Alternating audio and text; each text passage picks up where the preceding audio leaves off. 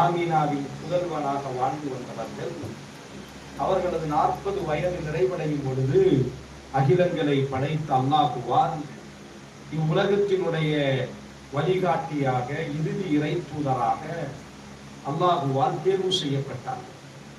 23 ஆண்டு காலம் அல்லாஹுவின் தூதர் சமூகத்தில் சமூக மாற்றத்திற்காக அல்லாஹுவின் தூதர் பயணப்பட்டார்கள். அல்லாஹுவின் தூதர் ஸல்லல்லாஹு அலைஹி வஸல்லம் அவர்கள் எவ்வாறு கொண்டாடப்பட வேண்டுமேயானால் அவர்களது வாழ்வுகளை படிப்பதின் ஊடாக, அவர்களை நாம் பின்பற்றுவதின் ஊடாக அல்லாஹுவின் தூதரை நாம் கொண்டாட வேண்டும். மாறாக சில நாட்களை நாம் தேர்வு செய்து கொண்டு நாம மகிழ்ச்சியை வெளிப்படுத்துதல் என்பது இது குல் அத்துஅல்லிமூனல்லாஹ பிதீனிக்கும். குர்ஆனில் அல்லாஹ் கேட்பான், அல்லாஹ்விற்கு அவனது மார்க்கத்தை நீங்கள் கற்றுக் கொடுக்கிறீர்களா என்று அல்லாஹ் கேட்கிறான். மன் இப்ததஅ ஃபில் இஸ்லாமி பித்அத்தன் ஃபஇன்னஹு யரா ஹஸன ஃபகத் கான ரிஸாலா. முஹம்மது ஸல்லல்லாஹு அலைஹி வஸல்லம். இமாம் மாலிக் ரஹிமஹுல்லாஹ் அவர்கள் ஒரு அழகான ஒரு வார்த்தையை கூறுவார்கள். இந்த மார்க்கத்தில் ஒரு புதுமையை உருவாக்கியதற்கு பிறகு இதில் என்ன தவறு இருக்கிறது என்பதாக யாரேனும் ஒரு மனிதன் வாதாடுவானேயானால் நம்முடைய மார்க்கத்தில் சரி தவறு அல்ல என்று பிரச்சனை. சரியாக இருந்தால் அது அல்லாஹுவின் தூதர் காட்டியிருப்பார்கள். அப்துல்லாஹ் இப்னு உமர் ரலியல்லாஹு அன்ஹுமா அவர்கள் கூறுவார்கள், அல்லாஹுவின் தூதர் எவையெல்லாம் சரியோ அவை அனைத்தையும் எங்களுக்கு காட்டினார்கள். அல்லாஹுவின் தூதர் எவையெல்லாம் தவறானவையோ அவை எல்லாவற்றையும் எங்களுக்கு சுட்டி காட்டினார்கள். இந்த மார்க்கம் என்பது முழுமையடைந்த ஒரு மார்க்கம். இப்பொழுது நாம் மக்ரிபை 3 ரக்காத்துகள் தொழுதோமையானால் ரசூலுல்லாஹ் 3 ரக்காத்துகள் தொழுதார்கள், அதெல்லாம் நாங்கள் 3 ரக்காத்துகளை தொழுகிறோம். இல்லை, அது என்ன 3 ரக்காத்துகள்? இஷாவிற்கு மட்டும் 4 ரக்காத்துகள், அசருக்கு மட்டும் 4 ரக்காத்துகள். ஒரு ரக்காத்தை சேர்த்து தொழுவதனால் என்ன தப்பு? தொழுவதில் ஒரு ரக்காத்தை அதிகப்படுத்தினால் நன்மைதானே, கூட 2 ரக்காத்துகள் தொழுவது நன்மைதானே என்று யாரும் வாதாடவும் முடியாது, வாதாடவும் மாட்டோம். காரணம், இது அல்லாஹ்விற்கு சொந்தமான மார்க்கம். நம்முடைய பெற்றோர்களுக்கோ நம்முடைய முன்னோர்களுக்கோ சொந்தமான மார்க்கம் அல்ல இது. முஹம்மது ஸல்லல்லாஹு அலைஹி வஸல்லம் இந்த பூமியில் எப்படி அல்லாஹ்வை வணங்க வேண்டும், எப்படி நாம் செயலாற்ற வேண்டும் என்று அல்லாஹ்வின் புறத்தில் இருந்து வஹியாக நமக்கு காட்டி தந்தார்கள். அதை எதை காட்டினார்களோ அதுதான் மார்க்கம். எதை அவர்கள் காட்டவில்லையோ அல்லாஹ்வின் தூதர் சொல்வார்கள், உங்களுக்கு நான் எதை கூறவில்லையோ அதை விட்டுவிடுங்கள். ஐதான் இமாம் மாலிக் ரஹிமஹுல்லாஹ் அவர்கள் சொல்வார்கள், மன் இப்ததஅ ஃபில் இஸ்லாமி பித்அத்தன். இந்த மார்க்கத்தில் ஒன்றை உருவாக்கியதற்கு ஒரு புதுமையான ஒரு செய்தியை, நபியினுடைய காலகட்டத்தில் நபித்தோழர்கள் செய்யாத ஒரு செயலை உருவாக்கியதற்கு பிறகு ஃபஇன்னஹு யரா ஹஸனா, இது நன்மைதானே, இதில் என்ன தீமை இருக்கிறது, இதில் என்ன தவறு இருக்கிறது என்று யாராவது வாதாடினால் அவன் என்ன சொல்ல வருகிறான் என்றால், கான ரிஸாலா முஹம்மத், அல்லாஹ்வின் தூதர் தனது தீனுக்கு துரோகம் இழைத்து விட்டார்கள் என்று சொல்ல வருகிறார். காரணம், நன்மையாக இருந்தால் முஹம்மது ஸல்லல்லாஹு அலைஹி வஸல்லம் என்ன செய்திருப்பார்கள்? காட்டி இருப்பார்கள். அந்த அடிப்படையில் அல்லாஹ்வின் தூதரை நாம் எவ்வாறு கொண்டாட வேண்டுமேயானால் நபியை பின்பற்றுவதின் ஊடாக, நபியினுடைய வாழ்வுகளை படிப்பதின் ஊடாக, நபியை போன்று நம்முடைய வாழ்வுகளை அமைத்துக் கொள்வது, ரசூலுல்லாஹி ஸல்லல்லாஹு அலைஹி வஸல்லம் அவர்களது வாழ்வில் கிடைக்கக்கூடிய பாடங்களையும் படிப்பினைகளையும் ஏற்று நடப்பதின் ஊடாக நாம் ரசூலுல்லாஹி ஸல்லல்லாஹு அலைஹி வஸல்லம் அவர்களை நமது வாழ்க்கையில் ஒவ்வொரு நாளும், ஒவ்வொரு மடி தியானமும், ஒவ்வொரு மொழியும் அல்லாஹ்வின் தூதரை நாம் கொண்டாட வேண்டும். அந்த அடிப்படையில் ரசூலுல்லாஹி ஸல்லல்லாஹு அலைஹி வஸல்லம் குணத்தினுடைய முழுமையாக இந்த பூமியில் அனுப்பப்பட்டார்கள். அவர்கள் வெறும் உடல் தோற்றத்தால் மட்டும் அழகானவர்கள் அல்ல. இன்னக லஅலா ஹுலுகின் அதீம். நம்மில் பல சகோதரர்கள், பல சகோதரிகள் தோற்றத்தால் மிக அழகாக இருப்போம், அழகான தோற்றமுடையவர்களாக இருப்போம், அழகான ஜுவல்லர்ஸ்களை அணிபவர்களாக இருப்போம், அழகான ஆடை அணிகலன்களை அணிபவர்களாக இருப்போம். இன்னல்லாஹ லா யன்துரு இலா சுவரிக்கும். அல்லாஹ் நமது தோற்றங்களை ஒரு நாளும் பார்க்க மாட்டார். பல் இலா குலூபிக்கும் வ அஅமாலிக்கும். ரசூலுல்லாஹி ஸல்லல்லாஹு அலைஹி வஸல்லம் சொன்னார்கள், நம்முடைய உள்ளங்களை, நம்முடைய பண்புகளை அல்லாஹ் ரப்புல் ஆலமீன் பார்க்கிறார்.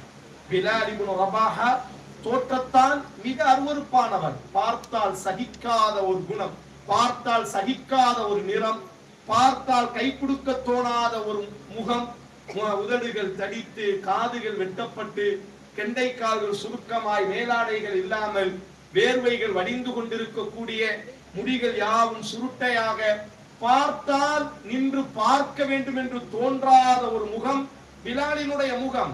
ஆனால் ரசூலுல்லாஹி ஸல்லல்லாஹு அலைஹி வஸல்லம் பிலாலினுடைய கையை பிடித்து கேட்டார்கள், பிலாலே நீ என்ன அமல் செய்கிறாய்? சொர்க்கத்திலே உனது கால் பாதத்தின் சப்தத்தை நான் கேட்கிறேனே, நீ என்ன அமல் செய்கிறாய்? நீ எனக்கு நீ அறிவித்துக் கொடு என்று அல்லாஹ்வின் தூதர் ஸல்லல்லாஹு அலைஹி வஸல்லம் கூறக்கூடிய அளவிற்கு. ஆனால் அதற்கு எதிர்ப்புறம் அபூ ஜஹில் பார்த்தால் மிக கவர்ச்சியாக இருப்பார். அவனுடைய தோற்றமும் உயர்ந்த தலப்பாகையும் உயர்ந்த ஆடைகளும் உயர்ந்த கோத்திரமும், பார்த்தால் எல்லோரும் பார்த்து மிகைக்கக்கூடிய கம்பீரமும் எல்லாம் இருந்தது. ஆனால் அல்லாஹ் அஸ்ஸ வஜல் அபூ ஜஹிலை அல்லாஹ் தூக்கி எறிந்தான். காரணம், அல்லாஹ் பார்ப்பது மனிதர்களாகிய நாம் தான். வெளி தோற்றங்களை நாம் என்ன செய்வோம்? முக ஜோடனைகளை பார்ப்போம், உடல் அமைப்புகளை பார்ப்போம், அவர்கள் அணிந்திருக்கக்கூடிய ஆடைகளுக்கென்று ஒரு கண்ணியம், அவர்கள் அணிந்திருக்கக்கூடிய நகைகளுக்கென்று ஒரு கண்ணியம். இன்னல்லாஹ லா யன்துரு இலா சுவரிக்கும். ஆனால் அல்லாஹ் ரப்புல் ஆலமீன் இது எதையும் அல்லாஹ் பார்க்க போவதில்லை. மாறாக பல் இலா குலூபிக்கும், நம்முடைய உள்ளங்களை, நம்முடைய பண்புகளை, நம்முடைய குணாதிசயங்களை அல்லாஹ் ரப்புல் ஆலமீன் பார்க்கிறார். அல்லாஹ் ரப்புல் ஆலமீன் கடமையாக்கிய தொழுகைக்கான காரணம் என்ன? நாம் ஏன் தொழுகிறோம்? நாம் ஏன் நோன்பு நோக்குகிறோம்? நாம் ஏன் ஹஜ் செய்கிறோம்? குர்ஆன் பதிவு செய்கிறது. இன்ன ஸலாத, தொழுகை என்பது நிச்சயமாக இந்த தொழுகை அசிங்கங்களிலிருந்து, ஆபாசங்களிலிருந்து உங்களை தற்காத்துக் கொள்வதற்காக அல்லாஹ் தொழுகையை கடமையாக்கி இருக்கிறான். அஸ்ஸியாமு ஜுன்னத்துன், நோன்பு என்பது கேடயம். இதா கான யௌமு ஸௌமி அஹதிக்கும் ஃபலா யர்ஃபுஸ் வலா யஸ்ஹப், நோன்பு நோற்றவர் கெட்ட வார்த்தை பேச வேண்டாம், கெட்ட செயல்களில் ஈடுபட வேண்டாம். அல் ஹஜ்ஜு அஷ்ஹுரும் மஅலூமாத் ஃபமன் ஃபரத ஃபீஹின்னல் ஹஜ்ஜ ஃபலா ரஃபஸ வலா ஃபுசூக வலா ஜிதால ஃபில் ஹஜ், ஹஜ் கடமையானவர் சண்டையிட வேண்டாம், கெட்ட வார்த்தை பேச வேண்டாம், கெட்ட செயல்களில் ஈடுபட வேண்டாம். ஃபுதில் அஃப் மின் அம்வாலிஹிம் ஸதகத்தன் துதஹிருஹும் வ துஸக்கீஹிம், ஜகாத் கொடுக்கக்கூடியவர், அவரினுடைய உள்ளங்களை அல்லாஹ் பரிசுத்தப்படுத்துகிறான். எல்லா அமல்களும் நம்முடைய குணத்தை சீர்படுத்துவதற்காக. தொழுகை எதற்காக? நம்முடைய குணத்தை சீர்படுத்துவதற்காக. நோன்பு எதற்காக? நம்முடைய குணத்தை சீர்படுத்துவதற்காக. ஹஜ் எதற்காக? நம்முடைய குணத்தை சீர்படுத்துவதற்காக. அதே போலதான் ஜகாத்தை அல்லாஹ் சொல்லும் பொழுது வதுஸக்கீஹிம் பிஹா, யார் ஜகாத் கொடுக்கிறாரோ அவரினுடைய உள்ளத்தினுடைய அழுக்குகள், ஆடையினுடைய அழுக்குகள் அல்ல, உடலினுடைய அழுக்குகள் அல்ல, உள்ளத்திலே படிந்திருக்கக்கூடிய அபத்தங்கள், போராமைகள், கள்ளங்கள், கபடங்கள் என்பதாக உள்ளத்தினுடைய நோய்களை சுத்தப்படுத்துவதற்காகத்தான் நாம் ஜகாத்தை கடமையாக்கினோம் என்று. அப்ப எல்லா அமல்களும், நாம் தொழுகிறோம், 20 வருட காலம் தொழக்கூடிய சகோதரி உண்டு, ஆனால் புறம் பேசிக் கொண்டிருப்பார். 30 வருட காலம் நோன்பு நோற்ற சகோதரி உண்டு, ஆனால் அசிங்கமான வாழ்க்கைகள் வாழ்ந்து கொண்டிருப்பார்கள். 25 வருட காலம் தொடர்ச்சியாக உம்ராவிற்கும் ஹஜ்ஜிக்கும் பயணப்பட்ட சகோதர சகோதரிகள் உண்டு, ஆனால் கெட்ட வார்த்தை பேசுவார்கள், பிறரை பற்றி தப்பும் தவறுமான எண்ணம் கொள்வார்கள். அப்ப நம்முடைய மார்க்கம் என்பது முதன்மையான ஒரு காரியம், நம்முடைய உள்ளத்தை தூய்மைப்படுத்துவதற்காக.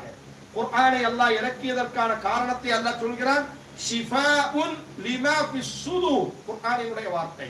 உங்கள் உள்ளங்களில் படிந்திருக்கக்கூடிய நோய்களை குணப்படுத்துவதற்காக நாம் இந்த குர்ஆனை இறக்கி இருக்கிறோம் என்று அல்லாஹ் பதிவு செய்கிறார்.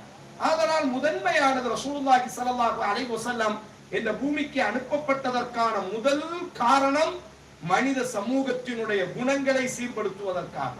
வெறும் தொழுகையை கற்றுக் கொடுப்பதற்காக மட்டுமல்ல, வெறும் நோன்பு அமல்களை கற்றுக் கொடுப்பதற்காக மட்டுமல்ல, மாறாக அந்த அமல்களுக்கு பின்னால் ஒரு அற்புதமான உள்ளம் படைத்த, ஒழுக்கமுள்ள, பண்பாடு மிக்க ஒரு சமூகத்தை உருவாக்குவதற்காக ரசூலுல்லாஹி ஸல்லல்லாஹு அலைஹி வஸல்லம் அவர்கள் அனுப்பப்பட்டார்கள். ஆனா நாம் என்ன செய்கிறோம் என்றால் மிக தெளிவாக இருக்கிறோம். அமல்களில், திக்ருகளில், நோன்புகளில், தொழுகைகளில், ஸலவாத்துகளில், குர்ஆன் ஓதுவதில். ஆனால் நம்முடைய பண்புகள் என்று எடுத்துக்கொண்டால் சகோதரியோடு பழகும் பொழுது, இரத்த பந்தத்தோடு நாம் பழகும் பொழுது, அயல்வாசியோடு நாம் பழகும் பொழுது, நம்முடைய தோழர்களோடு தோழிகளோடு நாம் பழகும் பொழுது என்ன குணாதிசயத்தோடு நாம் இருக்கிறோம்? மிக தெளிவாக சொல்கிறோம், எனக்குன்னு ஒரு குணம் இருக்கு, நான் அதை மாற்றப் போவதில்லை. என் குணத்தை நான் மாற்றுவதற்கு தயாராக இல்லை. நான் அப்படித்தான் எடுத்தெறிந்து பேசக்கூடியவர். எனக்கு பிடிக்கவில்லை என்று சொன்னால் அது யாராக இருந்தாலும் நான் அவர்கள் முகத்திலே முடிக்க மாட்டேன். எங்க வாப்பாவோடு பேசி 20 வருடம் ஆகிறது. ஒரு சகோதரி சொல்ற, என்னுடைய சகோதரனோடு பேசி 10 வருடம், அவன் வீட்டை மிதித்து 10 வருடம் ஆகிறது. என்ன தொழுது, என்ன லாபம், என்ன அமல் செய்து என்ன லாபம்? நம்முடைய மார்க்கம் ஒழுக்கத்தினுடைய மார்க்கம், பண்பாட்டினுடைய மார்க்கம். இந்த பண்பாடை ஒருவன் சுமக்காமல் அவன் செயல்களால், அவன் உடல் உறுப்புகளால் அவன் அமல் செய்வதிலே எந்த லாபமும் இல்லை. நம்முடைய மார்க்கத்தினுடைய விதி என்ன? நம்முடைய மார்க்கத்தினுடைய முதல் விதி என்னவென்றால், அமல்கள் எதற்கு கடமையானது? நமது பண்பாட்டை சீர்படுத்துவதற்காக, நம்முடைய குணத்தை ஒழுங்குபடுத்துவதற்காக, நம்முடைய அந்தரங்கத்தை அழகுபடுத்துவதற்காக நம்முடைய மார்க்கம் நமக்கு வந்திருக்கிறதே தவிர இது ஒரு சடவாதத்தினுடைய மார்க்கம் அல்ல. வெறுமனையாக கைகளை அசைத்துக் கொண்டு, வெறுமனையாக தஸ்பீகளை உருட்டி கொண்டு, வெறுமனையாக பசித்திருப்பதை கொண்டு நம்முடைய மார்க்கம் அல்லது. அதற்கு பின்னால் ஒரு ஒழுக்கத்தை, ஒரு பண்பாட்டை, ஒரு உயர்ந்த நற்பண்பை உங்களிடத்திலும் என்னிடத்திலும் எதிர்பார்க்கிறது. அந்த பண்பு இல்லை என்று சொன்னால் நாங்கள் அல்லாஹ்வினுடைய பார்வையில் சிறந்த முஸ்லிம்களாக, முஹம்மது ஸல்லல்லாஹு அலைஹி வஸல்லம் அவர்களினுடைய உம்மத்தாக நாங்கள் கணிக்கப்பட மாட்டோம் என்பதை முதலில் நாங்கள் உள்ளத்தில் ஆழமாக பதிய வேண்டும். நம்முடைய மார்க்கத்தினுடைய முதல் விவகாரம் என்ன? பண்பாடுகளை சீர்படுத்திக் கொள்வது. அமல்கள் என்பது பிறகு. அமல்கள் கடமையாக்கப்பட்டதே நம்முடைய பண்பாடுகளை சீர்படுத்திக் கொள்வதற்காக. பண்பாடுகளில் ஆக சிறந்த ஒரு பண்பு இவ்வுலகம் என்பது அல்லாஹ்வினுடைய ஒரு சோதனையினுடைய களம். உயர்ந்த நற்பண்பு, பல நற்பண்புகள் இருக்கிறது. அதில் ரசூலுல்லாஹி ஸல்லல்லாஹு அலைஹி வஸல்லம் அவர்களினுடைய வாழ்வை நாம் ஆய்வு செய்யும் பொழுது கிட்டக்கூடிய மிக பிரதானமான ஒரு நற்பண்பு என்னவென்றால், இவ்வுலக வாழ்க்கை என்பது ஒரு சோதனையினுடைய களம். நாம் எவ்வளவுதான் அமல்கள் செய்தாலும், நாம் எவ்வளவுதான் ஒழுக்கமாக இருந்தாலும், நாம் எவ்வளவுதான் நல்லவர்களாக இருந்தாலும், அல்லாஹ் இந்த உலகத்தை இம்திஹானுன் வபித்திலாஉன், பரீட்சையின் களமாய், சோதனையின் களமாய், கண்ணீரின் களமாக அல்லாஹ் அமைத்திருக்கிறார். அஹஸிபன் நாஸு அய்யுத்ரகு அய்யகூலு ஆமன்னா வஹும் லா யுஃப்தனூன். குர்ஆனினுடைய வார்த்தை. நீங்கள் ஈமான் கொண்டோம் என்று சொல்வதினால் உங்களை நாம் சோதிக்காமல் விடப்போவதில்லை.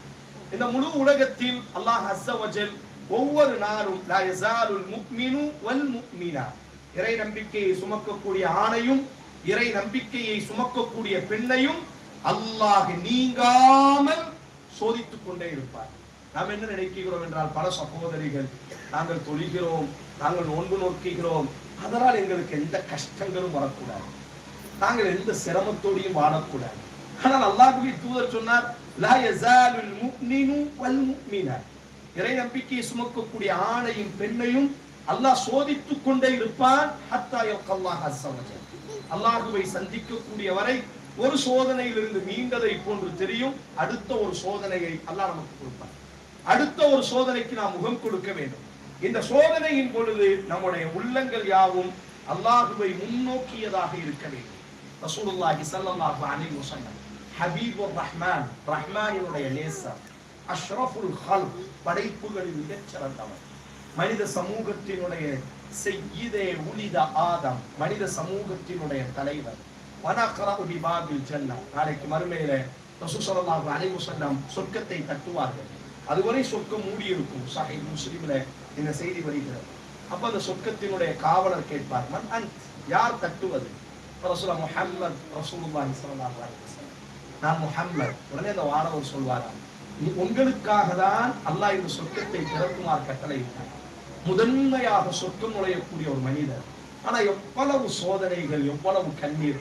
உலகத்தில் ஒரு மனிதன் திறக்கும் பொழுது ஆக பெரிய ஒரு சோதனை, தகப்பனை மண்ணிலே புதைப்பது ஆகப்பெரிய ஒரு சோதனை. அனாதையாக கிடக்கும் ஒரு குழந்தைக்கு உலகத்திலேயே பெரிய சோதனை என்ன? அந்த பிள்ளைய வாங்குவதற்கு தந்தை இல்லாமல் அனாதையாக அந்த குழந்தை இந்த உலகத்துல பிறப்பது என்பது. ரசூல் ஸல்லல்லாஹு அலைஹி வஸல்லம் வயிற்றிலே 6 மாத கருவாக இருந்த பொழுது அவர்களுடைய தகப்பன் மண்ணிலே புதைக்கப்படுகிறார். சரி, புள்ள பிறந்தாச்சு ஒரு குழந்தைக்கு. எப்ப குழந்தை என்ற அந்த ஸ்தானத்தை தாண்டி சிறுவன் சிறுமி என்ற அந்த பக்குவம் கிடைக்குமேயானால் 6 வயதாகும் பொழுது, அதனாலதான் நம்முடைய காலகட்டத்தில் 6 வயதிலே பள்ளிக்கூடங்களிலே நமக்கு அனுமதி கொடுப்பார்கள் சேர்வதற்கு. என்ன காரணம்? ஓரளவிற்கு நண்பர்கள் என்றால் யார், தாய் என்றால் யார், உறவுகள் என்றால் யார் என்று புரியக்கூடிய சிறுவன் சிறுமியாக வளரக்கூடிய ஒரு நேரம். ஸல்லல்லாஹு அலைஹி வஸல்லம் 6 வயதாக இருக்கும் பொழுது அவரினுடைய கையால் அவரினுடைய தாயை பூமியிலே அடக்கம் செய்தார். ரசூலுல்லாஹ் அல்லாஹ்வின் நேசர். அவர் பிறக்கும் பொழுது ஒரு அனாதை, 6 வயதில் தாயும் இல்லாத முழு அனாதை. உறவுகள் இல்லை, இரத்த பந்தம் அவரோடு உடன் பிறந்தவர்கள் யாரும் இல்லை. பாட்டன் அரவணைக்கிறார். 8 வயதில் பாட்டனும் அரவணைக்கிறார்.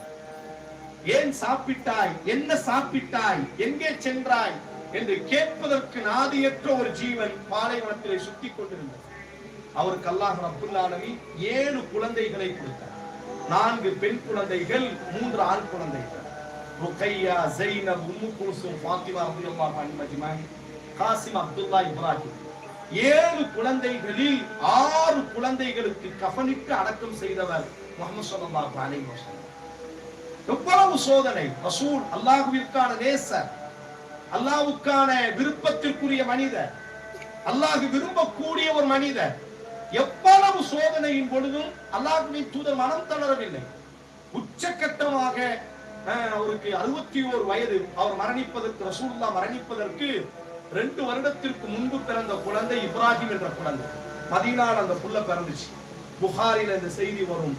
மறுநாள் ஃபஜ்ர்ல எல்லாத்தையும் கூப்பிட்டு ரசூலுல்லாஹ் என்ன செய்வாங்க, ரொம்ப சந்தோஷத்தோடு, நேற்றைய தினம் எனக்கு ஒரு குழந்தை பிறந்தது, அந்த குழந்தைக்கு பெயர் இப்ராஹிம் என்று என் தகப்பனின் பெயரை நான் சூட்டினேன். அனஸ் இப்னு மாலிக் ரலியல்லாஹு அன்ஹு சொல்வார்கள், 6 மாத காலம் அல்லாஹ்வின் தூதர் அந்த குழந்தையோடையே இருந்தார்கள். ஏன்னா நீண்ட காலம் தவமாய் பெற்றெடுத்த புதல்வன் அவர். அந்த புள்ளை அப்படி நெஞ்சிலே அரவணைத்திருப்பார்கள்.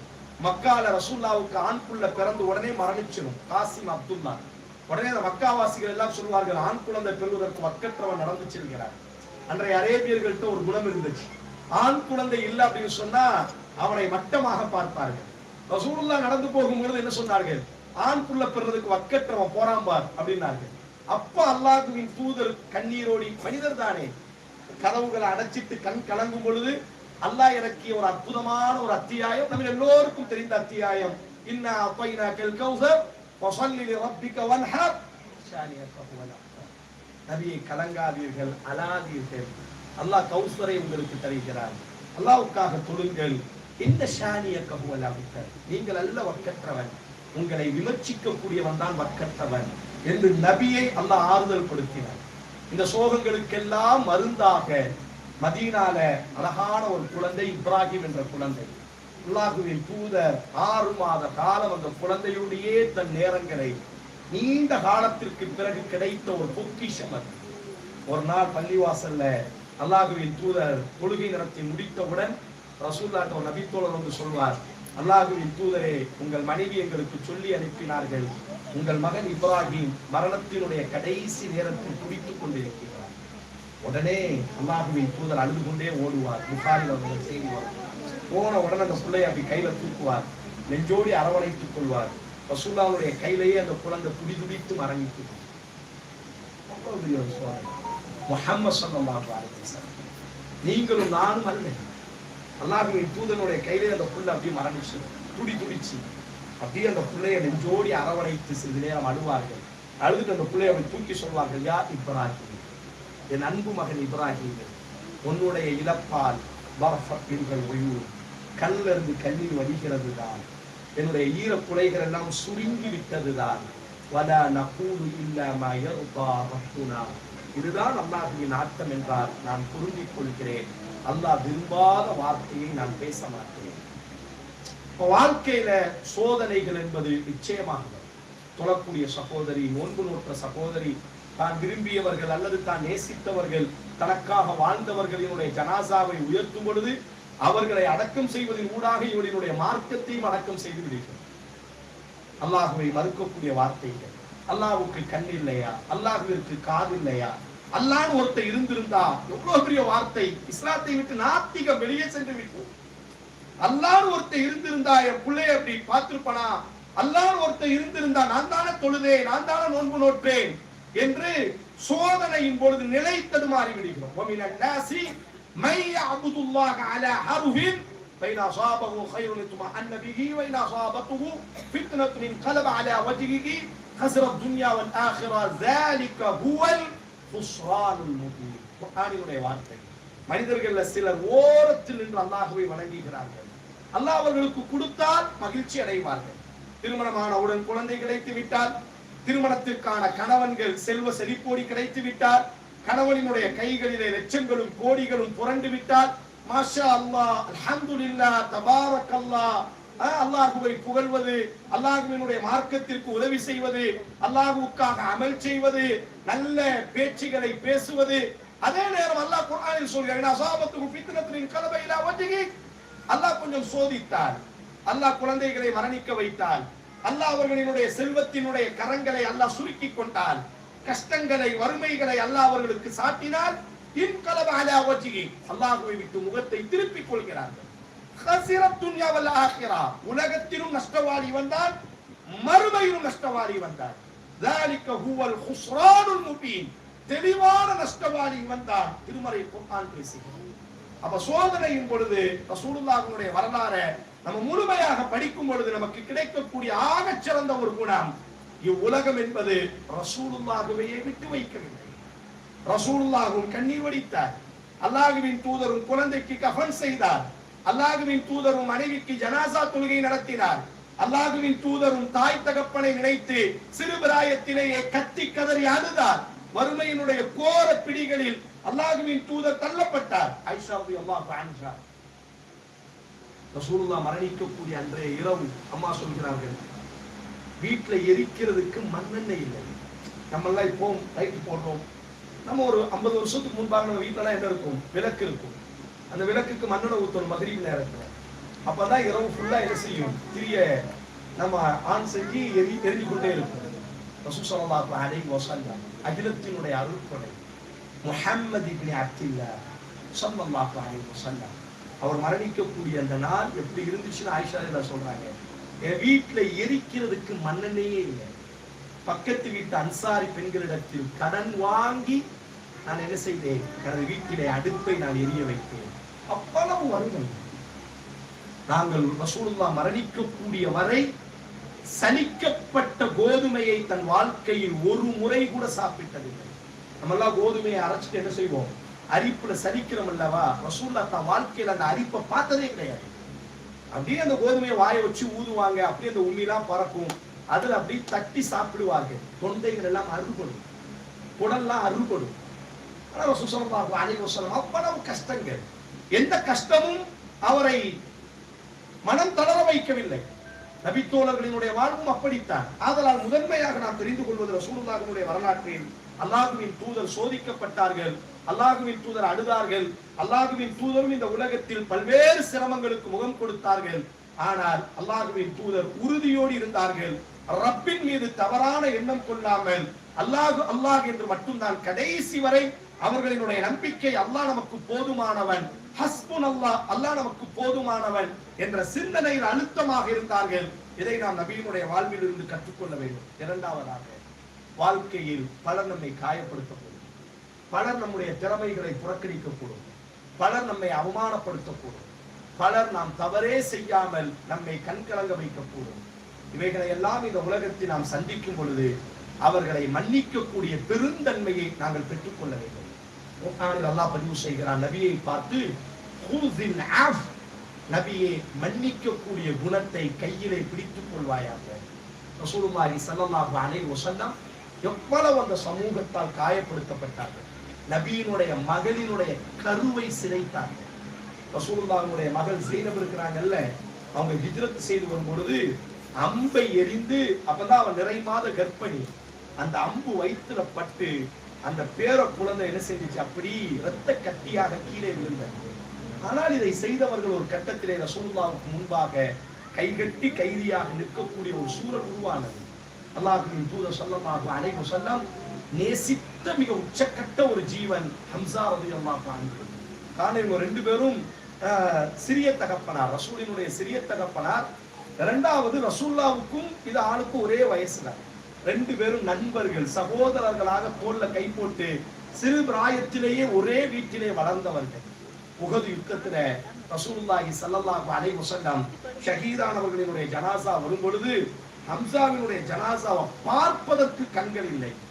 அவர்களுடைய குடல் கீழே சரிஞ்சு கிடக்கு, அவர்களுடைய ஈரக்குலை கீழே கிடக்கு, அவர்களுடைய உடல் உறுப்புகள் எல்லாம் கண்டம் துண்டம். ஒரு ஆட்டை ஒரு மாட்டை நம்ம வெட்டி அப்படி கூறு போட்டால் எப்படி இருக்கும், அப்படி ஹம்சா ரசூல் ஸல்லல்லாஹு அலைஹி வஸல்லம் தேப்பி அழுத ஒரு ஜீவன் இருக்குமே. ஆனால் ஹம்சா ரலியல்லாஹு அன்ஹு இவ்வளவு பெரிய கொடுமையை செய்தவர்கள் ஒரு கட்டத்தில் மக்கால கைதியாக ரசூலுல்லாஹ்வுக்கு முன்பாக இருக்கிறார்கள். இவ்வளவு பெரிய கொடுமைகளை இழைத்தவர்கள், ரசூலுல்லாஹ்வினுடைய உறவுகளை சிதைத்தவர்கள், நபியினுடைய தோழர்களை சிதைத்தவர்கள், அல்லாஹ்வின் தூதர் ஸல்லல்லாஹு அலைஹி வஸல்லம் அவர்களினுடைய உடலை காயப்படுத்தியவர்கள், ரத்தம் சொட்ட சொட்ட அல்லாஹ்வின் தூதரை அடித்து விரட்டியவர்கள். உகதுல ஒரு அழகான ஒரு வரலாறு. நாளைக்கு யுத்தம் நடக்க போகிறது. இன்றைய இரவு என்ன செய்கிறார்கள், மக்காவாசிகள் ஒரு திட்டமிடுகிறார்கள். நாளைக்கு முஹம்மதினுடைய கதையை நம்ம முடிக்கணும். ஒரு கால் யுத்தத்தில் அவர் தப்பித்தாலும் நம்முடைய சூழ்ச்சி வலையில் அவரை நம்ம விழ வைத்து அவரினுடைய கதையை நம்ம முடிக்கணும். என்ன செய்யலாம் அப்படின்னு சொல்லி உகதுல ஒரு பெரிய குடியை தோன்றுகிறார். அந்த குடிக்கு மேலாக நல்ல இலைதலைகள் மண்ணை போட்டு என்ன செய்யறாங்க, அப்படி பார்த்தா அது குழி மாதிரியே இருக்காது. நடந்து வந்து அதை கால் வச்சா மட்டும்தான் கீழே நம்ம விழுவோம். மேல சாதாரண ஒரு பாதையை ஒரு மண்ணை போட்டு தூவி ஒரு சாதாரண பாதையாக மாற்றி விட்டார்கள். அப்ப அவங்க யுத்தத்துல யுத்தம் நடக்கு. ரசூலுல்லாஹ் அந்த குழி பக்கம் கொஞ்சம் கொஞ்சமா தள்ளி கொண்டு வந்து, அவருக்கு தெரியாது இல்ல, அவரு ரசூலுல்லாஹ் தெரியாம என்ன செய்யறாங்க, அந்த இடத்துல கால் வச்ச உடனே உள்ள ரசூல் ஸல்லல்லாஹு அலைஹி வஸல்லம் விழுந்து விடுகிறார். விழுந்த உடனே இடுப்பு எலும்பு உடைகிறது. அவனுடைய உள்ள விழுந்த உடனே என்ன செய்ய முடியாது, வாழை வச்சு மேல அடிக்க முடியாது. உள்ள விழுந்த உடனே என்ன செய்யறாங்க, கல்லை தூக்கி என்ன செய்கிறார்கள், தலையிலேயே அடிக்கிறார்கள். ரசூல் ஸல்லல்லாஹு அலைஹி வஸல்லம் தலை உடைகிறது, ரத்தம் சொட்டி நிற்கிறது. உடனே நபித்தோழர்கள் மேல தூக்கின உடனே அப்படியே ரசூலுல்லாஹ் உடல்ல இருந்து அதிக ரத்தம் போய்விட்டால் நம்ம என்ன செஞ்சிருவோம், அப்படியே மயக்கம் போட்டு கீழே விழுவோமா இல்லையா? ரசூல் ஸல்லல்லாஹு அலைஹி வஸல்லம் மயக்கம் போட்டு கீழே விழுறாங்க. அவர்களுடைய மகள் ஃபாத்திமா ஓடி வந்து, அன்றைய கால மருத்துவ முறையில புகாரில் அந்த செய்தி வரும், அந்த பாயை எரிச்சு அதில் உள்ள சாம்பரை அந்த அங்கே ரத்தம் வரக்கூடிய இடத்துல எல்லாம் அப்படி வைப்பாங்க. கொஞ்ச நேரத்துல அந்த ரத்தம் எல்லாம் நின்ற பிறகு ரசூலுல்லாஹ் கண் விழிப்பாங்க. உடல் முழுவதும் ரத்தம், உடல் முழுவதும் காயம். நபியினுடைய பல் உடைக்கப்பட்டு, தலை உடைக்கப்பட்டு, இடுப்பெலும்புகள் உடைக்கப்பட்டு. யோசிச்சு பாருங்க, இப்போ எல்லா நபித்தோழரால சகிக்க முடியாது.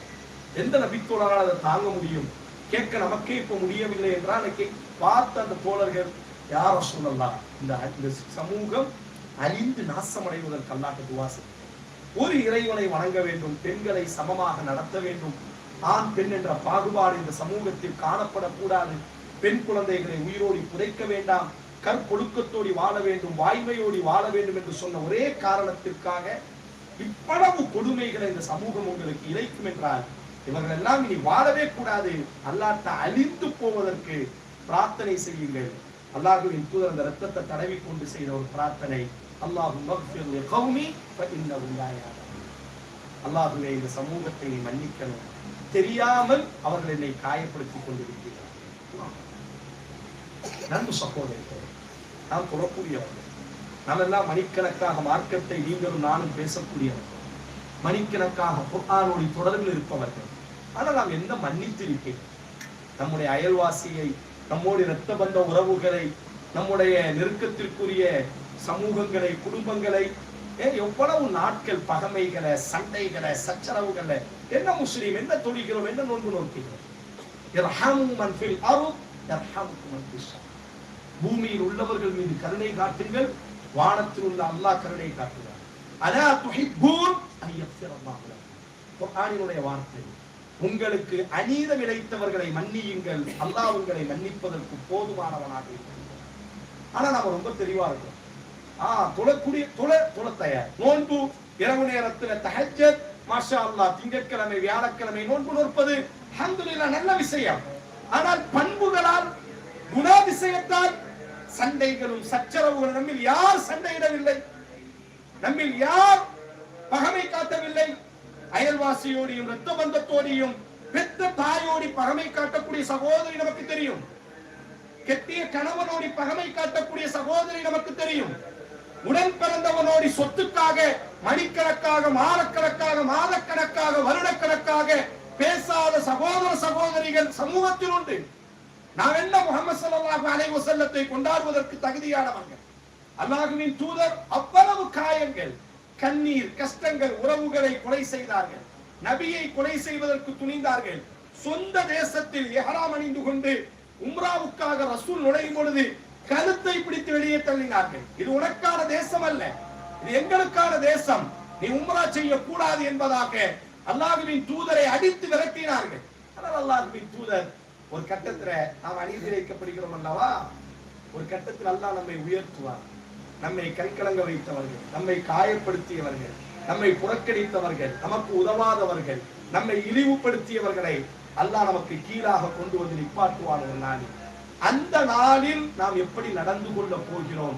முஹம்மது ஸல்லல்லாஹு அலைஹி வஸல்லம் லா தஸ்ரீப அலைக்கும் யௌம் யக்ஃபிருல்லாஹு லக்கும், அல்லாஹ்வின் தூதர் சொன்னார்கள், இன்றைய தினம் உங்கள் எல்லோரையும் நான் மன்னிக்கிறேன். அது போன்ற ஒரு சூழலை அல்லாஹ் நிச்சயமாக நமக்கு கொண்டு வரும் பொழுதே நாம் பரிவாங்கக்கூடியவர்களாக இருக்க வேண்டும். நீ அன்னைக்கு உன் வீட்டுக்கு வரணும்ல, நீ அன்னைக்கு நீ தட்டி பெரிய தள்ளினில்ல, அன்னைக்கு நீ அளவச்சு இல்ல, அன்னைக்கு நீ அவமானப்படுத்தினில்ல, ஒரு நாள் எனக்கு வரும் என்று மனிதர்கள் அப்படித்தான்.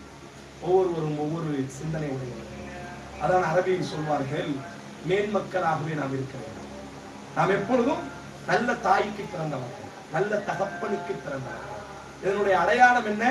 நமக்கு அநீதி இழைத்தவர்களை அரபியில் சொல்வார்கள், எதிரிக்கு நாம் கொடுக்கக்கூடிய ஆக பெரிய தண்டனை நம்மை காயப்படுத்தியவனை நாம் கெட்டி அணைத்துக் கொள்வதுதான் ஆகப்பெரிய தண்டனை. எதிரிக்கு நாம் கொடுக்கக்கூடிய ஆக பெரிய தண்டனை என்ன? நம்மை கண்கலங்க வைத்து, நம்மை அடித்து, நம்மை விரட்டி, நம்மை புறக்கணித்து, நம்மை இழிவுபடுத்தியவர்களை ஒரு நாள் நாம் உயர்ந்த இடத்தில் போரும் பொழுது அவர்களை கெட்டி அணைத்துக் கொள்வது, அதுதான் ஆகப்பெரிய ஒரு கொடுமை. அரபியில் ஒரு அழகாக சொல்வார்கள், நான் கீழே விழுந்தேன், என்னுடைய நண்பன் என்னை தூக்கிவிடவில்லை, என்னுடைய உறவுகள் என்னை தூக்கிவிடவில்லை, ஆனா ஒருவனின் கைப்பிடித்து தூக்கிவிட்டான். அவன் முகத்தை பார்த்தவுடன் நான் செத்து போய் இருக்க வேண்டுமே என்று நான் நினைத்தேன் சொல்வாங்க. என்ன காரணம் என்றால், நான் யார பகைவனா நினைச்சேனோ, நான் யார எதிரியா நினைச்சேனோ, நான் யார் செத்து போகணும்னு நினைச்சேனோ, யார் தோக்கணும்னு நினைச்சேனோ, நான் கீழே விழுந்த பொழுது அவன் கையை பிடிச்சி தூக்குனான்ல, அந்த நாள் தான் என்னுடைய வாழ்க்கை யோமுல் அஸ்வதா, கருப்பு நாள் என்று சொல்வாங்க. நாம் அப்படித்தான் இருக்கிறேன். நம்ம புறக்கணிச்சவர்களை, நம்மளை இழிவுபடுத்தியவர்களை, நம்மளை காயப்படுத்தியவர்களை, அல்ஹம்துலில்லாஹ், அது அவர்களினுடைய குணம். மேன்மக்களாகவே இருக்க வேண்டும். நாம் எப்பொழுதும் மேன்மக்களாக இருக்க வேண்டும். நம்மை யார் புறக்கணிக்கட்டும், நாம் அவர்களுக்கு உதவக்கூடியவர்களாக. அதைத்தான் குர்ஆன் அல்லாஹ் சொல்கிறான், குல்லில் அஃவ வஅமுர் பில் உருஃபி வஅபில் அலிஜான். நபியே, உங்களை காயப்படுத்தியவர்களை மன்னியுங்கள், அவர்களை புறக்கணியுங்கள், அல்லாஹ் உங்களுக்கு போதுமானவன் என்பதாக அல்லாஹ் பதிவு செய்கிறார். ரசூலுல்லாஹினுடைய வாழ்க்கையில நமக்கு கிடைக்கக்கூடிய தனித்துவமான இரண்டாவது ஒரு குணாதிசயம், அல்லாஹ்வின் தூதர் எல்லோரையும் மன்னித்தார்கள், எல்லோரையும் அரவணைத்தார்கள், எல்லோரையும் அல்லாஹ்வின் தூதர் கெட்டி அணைத்துக் கொண்டார்கள். அது போலத்தான் நான் முஹம்மதை பின்பற்றக்கூடியவன், நான் முஹம்மது ஸல்லல்லாஹு அலைஹி வஸல்லத்தினுடைய உம்மத்தை சார்ந்தவன் என்பதனுடைய அடையாளம் என்ன? நம்மை காயப்படுத்தியவர்களை நாம் மன்னிக்கக்கூடியவர்களாக, நம்மை புறக்கணித்தவர்களை நாம் கெட்டி அணைக்கக்கூடியவர்களாக, நம்மை வேண்டாம் என்று ஒதுக்கியவர்களை நாம் கரம் பிடிப்பவர்களாக, அவர்கள் அப்படியே இருக்கட்டும், நாம் உயர்ந்த குணமுடையவர்களாக இருக்க வேண்டும். நாளைக்கு மறுமையில அல்லாஹ்வை சந்திக்கும் பொழுது ஒரே ஒரு குணம் அல்லாஹ்க்கு ரொம்ப பிடிக்கும், மன்னிக்கக்கூடிய குணம். குர்ஆன்ல அல்லாஹ் தன்னை பத்தி அதிகம் சிலாகித்து பேசக்கூடிய குணம் என்ன? மன்னிக்கக்கூடிய குணம். நாளைக்கு ரசூலுல்லாஹ் சொல்றாங்க பாருங்க, என்னுடைய உரையை நான் நிறைவு செய்கிறேன். இந்த ஒரு செய்தியை சொல்லிவிட்டு தூங்கும் பொழுது, தூக்கம் வராத நேரத்தில் இந்த செய்தியை அவ்வப்பொழுது அசை போட்டு பார்க்க. முந்தைய காலத்துல புகாரி முஸ்லிம் அந்த செய்தி வருகிறது. முந்தைய காலத்துல ஒரு மனிதன் இருந்தாங்க, அவன் நல்ல செல்வத்தை அல்லாஹ் அவனுக்கு கொடுத்திருந்தான். அவன் இறந்துட்டான். அல்லாஹ் அவனுக்கு கொடுத்து விசாரிக்கிறான், எப்ப அவனுக்கு நல்ல ஆயுத தந்தை, நல்ல அழக கொடுத்திருந்தா, நீண்ட ஆயுள், நல்ல செல்வத்தை தந்தை, எனக்காக நீ என்ன செஞ்சிருக்கிற? ஆனா அந்த மனிதர் எந்த நன்மையும் செய்யவில்லை. பெரிய அளவுக்கு தொழுகை நோல் மக்கள்லாம் எதுவுமே இல்லை. அவன் பட்டோடைய புரட்டினா எந்த நன்மையும் இல்லை. இப்ப அல்லாஹ் சொல்வானா, உந்து நீ யோசிப்பார், ஏதாச்சும் ஒரு நன்மை செஞ்சிருக்கியான்னு யோசிப்பாரு. அப்ப அந்த மனிதன் சொல்லுவான், நான் அல்லாஹ்ட்ட, சஹீஹ் முஸ்லிம்ல இந்த செய்தி வருகிறது, ரசூலுல்லாஹ் சொல்றாங்க, அந்த மனிதன் அல்லாஹ்ட்ட சொல்லுவானா, யா அல்லாஹ், நீ எனக்கு செல்வத்தை தந்த. சில ஏழைகள் என் வீட்டுல கடனுக்காக வந்து நிற்பார்கள். செல்வம் உள்ளவங்க தான் போய் கடன் கேட்க முடியும். நான் நல்ல பணக்காரனா நீ வச்சிருந்தில்ல, ஏழைகள்லாம் என் வீட்டுக்கு வருவாங்க, கடன் கேட்பாங்க. சரி, அவங்க ஏழைகள் சொல்லி நான் கடன் கொடுத்தேன். கடன் வாங்கும்போது என்ன சொல்லுவோம், ஒரு தவணையில நம்ம கடன் வாங்குவோம், அடுத்த வாரம் தாரேன் அல்லது அடுத்த மாசம் தாரேன்னு சொல்லி ஒரு தவணை அடிப்படையில தான் நம்ம கடன் வாங்குவோம். அப்ப அந்த மனிதன் சொல்றான், அல்லாஹ்ட்ட ஒரு குறிப்பிட்ட தவணையை சொல்லி என்னிடத்துல கடன் வாங்கி விட்டு செல்வாங்க. என்னுடைய பணியாளனை நான் கடனை வசூல் செய்வதற்காக அனுப்பி வைப்பேன். அவன் வீட்டை விட்டு வெளியே போகும்பொழுது அவன் கையை பிடிப்பேன். நீ செல்வதுமோ ஏழைகளிடத்தில், அதனால கொஞ்சம் நிதானமா நடந்துக்கோ, அவன் ரொம்ப கடினமா நடந்துக்கிறாங்க, ரொம்ப பக்குவமா கேளு. ஏழைகள் என்பதற்காக உங்கள்கிட்ட மிரட்டாத விரட்டாத, நீ உங்களை விரட்டிடாத, மிரட்டாத, ரொம்ப பணிவா நடந்துக்கோ. அப்படி ஒரு காலம் உங்களால தர முடியாட்டா தவணையை நீட்டி கொடு அப்படின்னு ஒரு வார்த்தைய என் பணியாளன்ட்ட நான் சொல்லி அனுப்புவேன். அந்த அரசியல இருந்து கோவப்படுவான், ஏன்னா நீ மன்னிக்கிறியா, நீ என்ன பெரிய பெருந்தன்மையானவனா, ஆனா ரஹ்மான் ரஹீம், நான் அல்லவா கருணையாளன், உன்னை நான் மன்னிச்சுட்டேன், நீ சொர்க்கம் போயிடலாம். ஒன்னே ஒண்ணுதான், அவன் பெரிய அமல் தான் செய்யல, சக மனிதர்களிடத்துல நல்ல முறையில் நடந்துக்கணும். அவங்க ஏழைகள், அவங்கள்ட்ட கடினமா பேசாத, அவங்க கடன் தரதான் செய்யணும். நம்மகிட்ட கை நீட்டி வாங்கிட்டாங்க, மிரட்டிடாத, அவங்கள காயப்படுத்தாத, குறிப்பிட்ட தவணையில அடைக்க முடியாட்டா நீ நீட்டி கொடு. அல்லாஹ் கோபப்படுற, நீ பெரிய ஆளா, உன்னை விட நான் தாண்டா பெரிய ஆளு, போன உடனே மன்னிச்சுட்டு நீ சொர்க்கம் போய் என்பதாக அல்லாஹ் ரப்பல் ஆலமீன் அவருடைய சொர்க்கத்திற்குள்ளாக அனுப்பிட்டார். அதனால் அன்பான சகோதரர்களே, நாளைக்கு மறுமையில் அல்லாஹ்வை சந்திக்கும் போது பெரிய அளவிற்கு நம்ம இடத்துல அமல்கள் இல்லாவிட்டாலும் நல்ல குணாதிசயங்களை நாம் வளர்த்துக் கொள்வோம். யார் மீதும் பகமை காட்டாமல், யாரையும் வெறுக்காமல், எல்லோரையும் அரவணைத்தவர்களாக, யார் நம்மை காயப்படுத்தக்கும் நாம் யாரையும் காயப்படுத்தாமல், நம்முடைய ஜனாசாவை தூக்கி கஃன் செய்யும் பொழுது நம்முடைய அயல்வாசியும் நம்மோடி பிறந்தவர்களும், ஒரு நல்ல பொண்ணை நாங்க இழந்துட்டோமே, ஒரு நல்ல அயல்வாசியை நாங்க இழந்துட்டோமே, ஒரு நல்ல சகோதரியை நான் இழந்துட்டேனே என்பதாக நம்மால் பயனடைந்தவர்கள் நம் ஜனாசா உயர்த்தும் பொழுது கண்களினுடைய ஓரத்தில் ஒரு சொட்டு கண்ணீர் வடியும் அல்லவா. நாம் இவருக்கையும் சொல்வார்கள், நரகத்தை அணைக்கிறதுக்கு, நரகத்தை அணைப்பதற்கு இந்த உலகத்தில் ஒரு நீரே கிடையாது. முழு கடலை நரகத்தில் கொட்டினாலும் நரகம் அணையாது. ஆனால் நம்மால் பயனடைந்தவர்கள் நம் ஜனாசா உயர்த்தும் பொழுது கண்களினுடைய ஓரத்தில் ஒரு சொட்டு கண்ணீர் வடியும் அல்லவா, நம்முடைய நரக நெருப்பை அதை அணைக்கிறது. அப்படிப்பட்ட நல்ல குணமுடையவர்களாக வாழ்ந்தாலும் பெயர் சொல்லக்கூடிய வாழ்க்கை, மரணித்தாலும் நம்மை மக்கள் நினைவு கூறக்கூடிய அளவிற்கு ஒழுக்கமுடையவர்களாக, உயர்ந்த பண்புடையவர்களாக ரசூலுல்லாஹி ஸல்லல்லாஹு அலைஹி வஸல்லம் வாழ்ந்தாங்க. அவர்களினுடைய வாழ்வை போன்று நாமும் என்ன செய்ய வேண்டும், நம்முடைய வாழ்வுகளை அமைத்துக் கொள்ளும் பொழுது அல்லாஹ் இரு லோகத்திலும் அல்லாஹ் நம்மை கண்ணியப்படுத்துவார். நாம் ஏழ்மையாக வாழ்ந்தாலும், கஷ்டங்களோடு வாழ்ந்தாலும், சிரமத்தோடு வாழ்ந்தாலும் பண்புடையவர்களாக, இரக்கமுடையவர்களாக நாம் வாழும் பொழுது அதுவே நம்மை சொர்க்கம் நுழைய வைப்பதற்கு போதுமானதாக இருக்கும். அல்லாஹ் ரப்பல் ஆலமீன் உங்களையும் நம்மையும் சிறந்த குணாதிசயம் உடையவர்களாக, நற்பண்புடையவர்களாக, பொறுமையாளர்களாக வாழ்ந்து மரணிக்கக்கூடிய நல்ல சூழலை அல்லாஹ் நம் அனைவருக்கும் நசீபாக்கட்டும். வாஹிரு அல்ஹம்துலில்லாஹி ரப்பில் ஆலமீன்.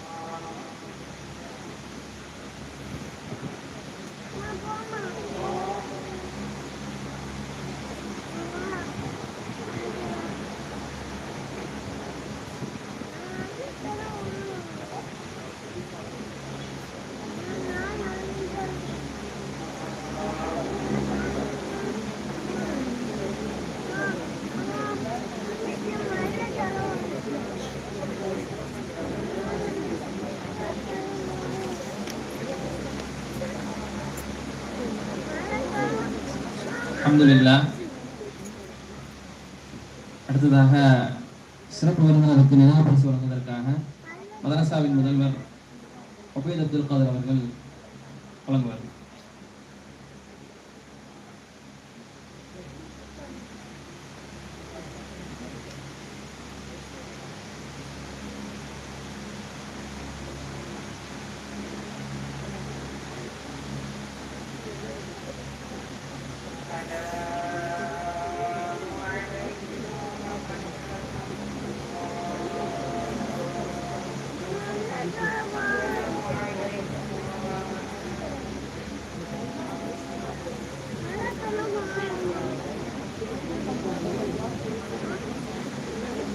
அஸ்ஸலாமு அலைக்கும் வரஹ்மத்துல்லாஹ்.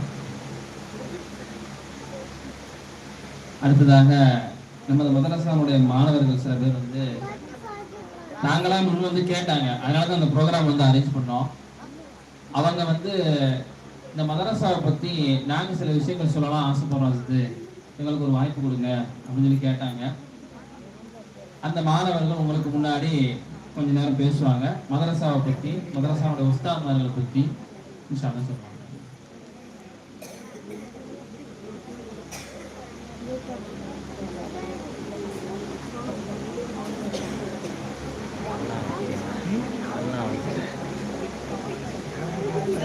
முதலாவதாக நம்ம மதரசாவின் புகுந்த மாணவர் சமீன்.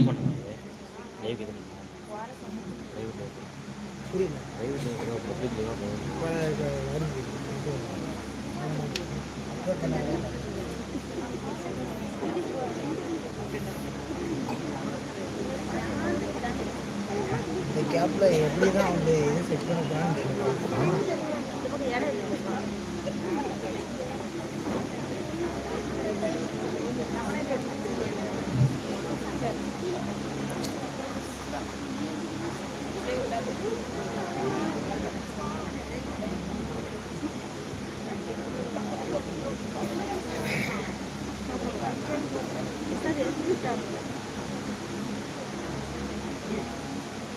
அஸ்ஸலாமு அலைக்கும் வரஹ்மத்துல்லாஹி வபரகாத்துஹு.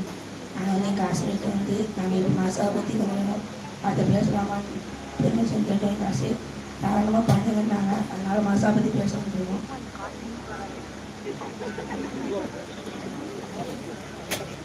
நான் இது வரைக்கும் நிறைய மாசா படிச்சிருக்கேன்.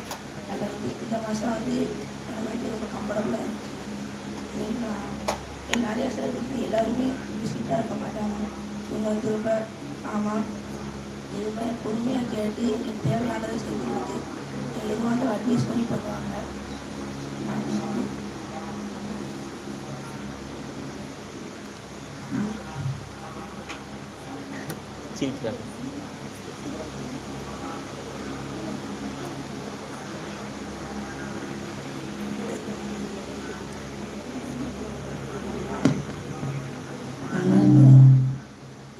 ஸ்டேட் லெவல் மேட்ச்க்கு காம்படிஷன் போயிருக்கோம்.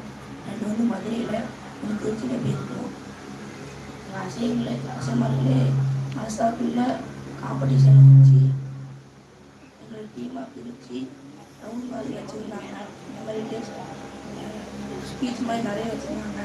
அதில் வந்து எங்கள் டீம் தோற்றுருச்சு. ஆனாலும் எங்கள் ஆசை வந்து ஜெயிச்ச டீமோட பசங்கள்கிட்ட ஒரு மாதிரியும் எங்கள்கிட்ட ஒரு மாதிரி நடக்கலை. எல்லாரையும் ஒரே மாதிரி சமமாக பார்த்துக்கிட்டாங்க. எல்லா மாசாலையும் அசைமார்கள் மட்டும் அந்த மசாவோட பணி எல்லாத்தையும் பண்ணுவாங்க. ஆனால் இங்கே வந்து அப்படி இல்லாமல் எங்களுக்கும் சில ஒர்க்கு தெரிஞ்சு டைம் மேனேஜ்மெண்ட் இருக்கிற கான்செப்டை வச்சு எங்களை படிக்கணும். அஸ்ஸலாமு அலைக்கும் வரஹ்மத்துல்லாஹி வபரகாத்துஹு. நானும் எங்கள் மாசா பற்றி கொஞ்சம் பாயிண்ட் பேச வந்திருக்கேன். இந்த மாசா ஏன் எனக்கு ரொம்ப பிடிக்கும்னா, அசதிகள் எல்லாரும் அன்பாக இருப்பாங்க. அது போக நான் கடந்த 6 வருஷமாக அந்த மாசா படிக்கேன். 4 வருஷமாக ஒன்றுமே நடந்ததில்லை. ஒரு ஆண்டு விழா, ஒரு ஃபங்க்ஷன், ஏன் தான் மாசம் வந்தமோ நினச்சி. ஆனால் எப்போ உபயசே, திசாக்கசே, தாரிக்கசே, சித்திகசே, இசாக்கசே எப்போ வந்துடும், அப்போ தான் ஆண்டு விழா ஃபங்க்ஷன் எல்லாம் நடந்துச்சு. அப்போ தான் அந்த மாசாலே இருக்கணும்னு எனக்கு தோணுச்சு. அதுக்கடுத்து எங்கள் ஆசிரியர் வந்து ஒரு வாக்கு கொடுத்தா அதை மீற மாட்டேன். லாஸ்ட்டாக ஒரு எக்ஸாம் இருந்துச்சு. அந்த எக்ஸாமில் வந்து எங்கள் ஆசிரியர் லாஸ்ட்டாக உங்களை டூர் கூப்பிட்டு போகிறேன் சொன்னேன். அது மாதிரி கூப்பிட்டு போனது நல்லா ஜாலியாக இருந்துச்சு. அதே மாதிரி ஒரு டிப்பு எங்கேயுமே பார்த்தது கிடையாது. செமையாக இருந்துச்சு. எவ்வளோ திட்டினாலும் எவ்வளோ எடுத்தாலும் எங்கள் ஆசையை அடுத்த நொடியே பேச ஆரம்பிச்சிடுவார். அஸ்ஸலாமு அலைக்கும் வரஹ்மத்துல்லாஹி வபரகாத்துஹு. அஸ்ஸலாமு அலைக்கும் வரஹ்மத்துல்லாஹி வபரகாத்துஹு. நானும் எங்கள் மேசாவை பற்றி பேச வந்திருக்கேன். நான் எத்தனையோ மேசா படிச்சிருக்கேன். எந்த மேசாலையுமே நான் இன்ட்ரெஸ்ட்டாக போனது கிடையாது. ஆனால் இந்த மேசாவில் எனக்கு இன்ட்ரெஸ்ட்டாக கிடையாது. காரணம் வந்து அசைக்கு எல்லாருமே நல்லா பழகிருக்காங்க, நல்லா பேசுவாங்க. அதனாலே நான் இன்ட்ரெஸ்ட்டாக வரேன். அதே மாதிரி அசரத் வந்து நிறைய பொருட்கள் எனக்கு தந்திருக்காங்க. அது எதனாலனா, முன்னாடி அசரத் வந்து இந்த மேசா விட்டு போனாலும் நாங்கள் இந்த மேசாவை எடுத்து நடத்தணுங்கிறக்காக தான் இன்ஷா அல்லாஹ் நாங்களும் இந்த மேசாவை எடுத்து நடத்துவோம். ஒரு சிறந்த தலைவர்களுக்கு உதாரணமே பல தலைவர்களை உருவாக்குறது தான். அதை தான் நாங்கள் பண்ணிகிட்டு இருக்கோம். அதே மாதிரி நாங்கள் 5 தெருவில் 4 தெருவுலையுமே மேசா வச்சுருக்கோம். சிலர்கால தெருவில் மட்டும் மேசா இல்லை. யாருக்காச்சும் மதரசா தர விருப்பம் இருந்தால் இன்ஷால்லா மதரசா தரலாம். அஸ்ஸலாமு அலைக்கும். அஸ்ஸலாமு அலைக்கும் வரஹ்மத்துல்லாஹி வபரகாத்துஹு. நானும் இந்த மதரசாவை பற்றி சில வார்த்தைகள் உங்களோட பேச வந்துட்டேன். எங்கள் மதரசாவில் வந்து எங்களுக்கு ஏதாவது ஒரு பசங்களுக்கு ஏதாவது ஐடியா தோணுச்சுன்னா எங்கள் முதல்ல எங்கள் அசட்டை போய் கேட்போம். அவர் வந்து இப்படி பண்ணலாம் ஓகேன்னா எங்களுக்கு நிறைய ஐடியா கொடுத்து எங்களை என்கரேஜ் பண்ணுவார். சின்ன பையன்ல இவங்களை என்ன பண்ணிட்டு போகிறாங்களே அப்படின்னு பார்க்காம நிறைய என்கரேஜ் பண்ணிடுவார். அதில் ஏதாவது பிரச்சனை சிக்கல் இருந்துச்சுன்னா எங்களுக்கு அழகா இதில் எந்த பிரச்சனை இருக்குமா அப்பா அதில் புரிய வைப்பார். கடந்த ஆண்டு விழாவில் ப்ரோக்ராம் எல்லாத்தையும் சரிசமாக பிரித்து கொடுத்ததுக்கப்புறம் நான் எங்கள் அசட் போய் கேட்டேன், சரி எனக்கு ஒரு ஸ்பீச் ரெடி பண்ணிட்டாங்க சரி அப்படின்னா எனக்காக ஒரு ஸ்பெயின் வரலாறையே சுருக்கி சொல்லி தந்து அதுக்காக நெட்டில் வந்து ஸ்பெயினில் உள்ள அரசர் வந்து அணிந்த தொப்பியும் கத்தியும் வர வச்சாரு. அது அந்த அந்த காஸ்டியூமோட அந்த ஸ்பீச்சை பேச வச்சு ஸ்பெயின்லேருந்து இஸ்லாமை வெளியேற்றினதுக்கப்புறம் 500 வருஷம் கழிச்சு சொல்லப்பட்ட பாங்க அந்த ப்ரோக்ராமோட போட்டி முதல் அமர்வை மகிழ்ச்சியாக முடிச்சு நிறைவேற்றி வச்சுருக்காங்க. இது எனக்கு ரொம்ப பிடிச்சிருந்துச்சி. நிறைய பேர் இந்த ஆண்டுகாலே ஸ்பெயின் ஸ்பீச் நல்லா இருந்துச்சு இது நினைச்சு அப்படின்னு சொல்லியிருக்காங்க. நான் சொல்லும் போது எங்கள் அசரதுக்கே தெரியாது. எங்கள் அசரதுக்காண்டி வந்து நாங்கள் எல்லாம் சேர்ந்து காசு போட்டு கிஃப்ட் வாங்கி வச்சுருக்கோம். நாங்களுக்கு தரலான்னு ஆசைப்படுறோம்.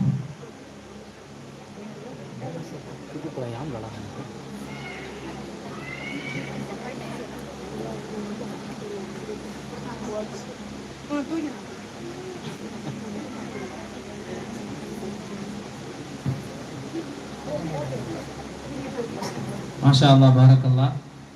இப்போ பேசுனது எல்லாமே மாணவர்களுடைய சொந்த வார்த்தைகள், சொந்த உணர்வுகள். நம்ம மாசா வந்து பசங்களை முன்னாடி விட்டு இதுக்கு ட்ரெயின் பண்ணவே இல்லை. அந்த பசங்களாக வந்து கேட்டாங்க, அந்த பசங்களாக அவங்களுடைய உணர்வுகளை வெளிப்படுத்தினாங்க. இந்த பிள்ளைகளுக்காகவும் மதரசா உஸ்தாதர்களும் அனைத்து தாய்மார்களும் துஆ செய்யுங்க.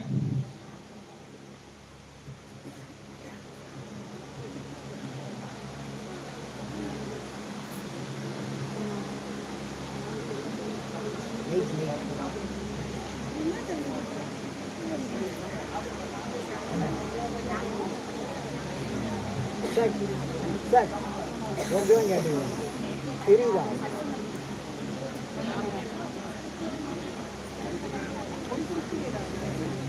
எப்படியா இது முடிச்சு கொடுக்க பயமா இருக்குடா.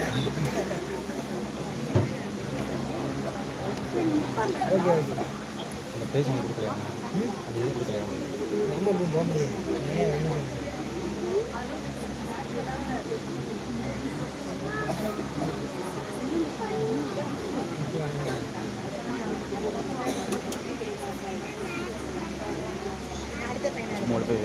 ஃபுல்லாக தெரியுதா? ஸ்க்ரீன் ஃபுல்லாக தெரியும். சொல்கிறோம் எல்லா சத்தும் மொத்தமாக பேசியிருக்காங்க. டாக்டர் உபைத் அப்துல் காதிர் ரெட்டாப் அல்லாமா யாக்கூப் மாசா இசாக் கசே தாரி கசே குர்புதாரி யாக்கூப் மாசா இசாக் ஃபைஸ் கசே அல் ஹாஃபிஸ் இசாக் ஃபைஸ் கசே الملك عوف से العاقل सिद्दीक से الملك اسلم से उस्मान से जुबैर से अनेरों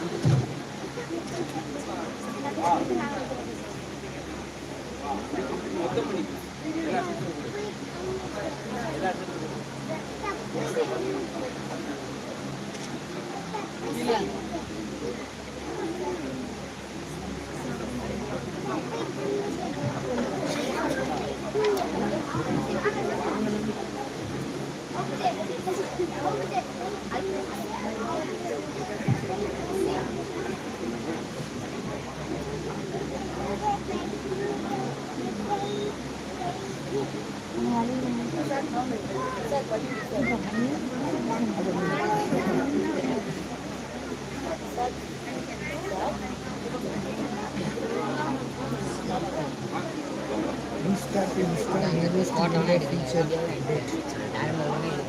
சரி வாங்க ஓகே நான் அப்படியே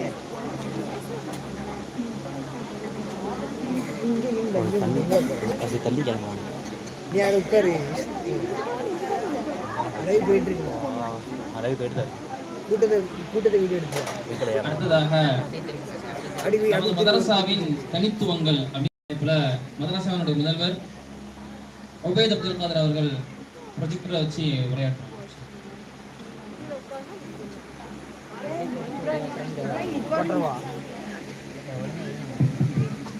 கரெக்டாக இருக்கிற மாதிரி எனக்கு நல்ல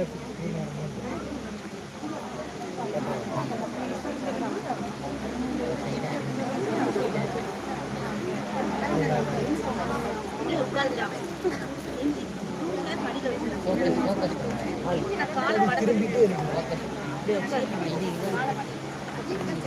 தண்ணி கிடையாது.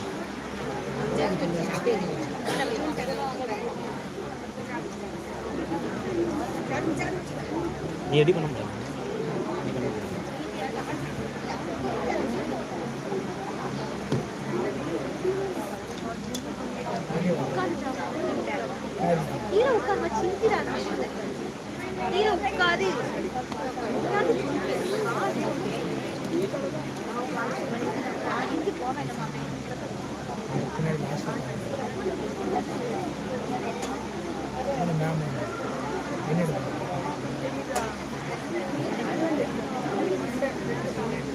எப்படி தண்ணி கிளம்புவாங்க.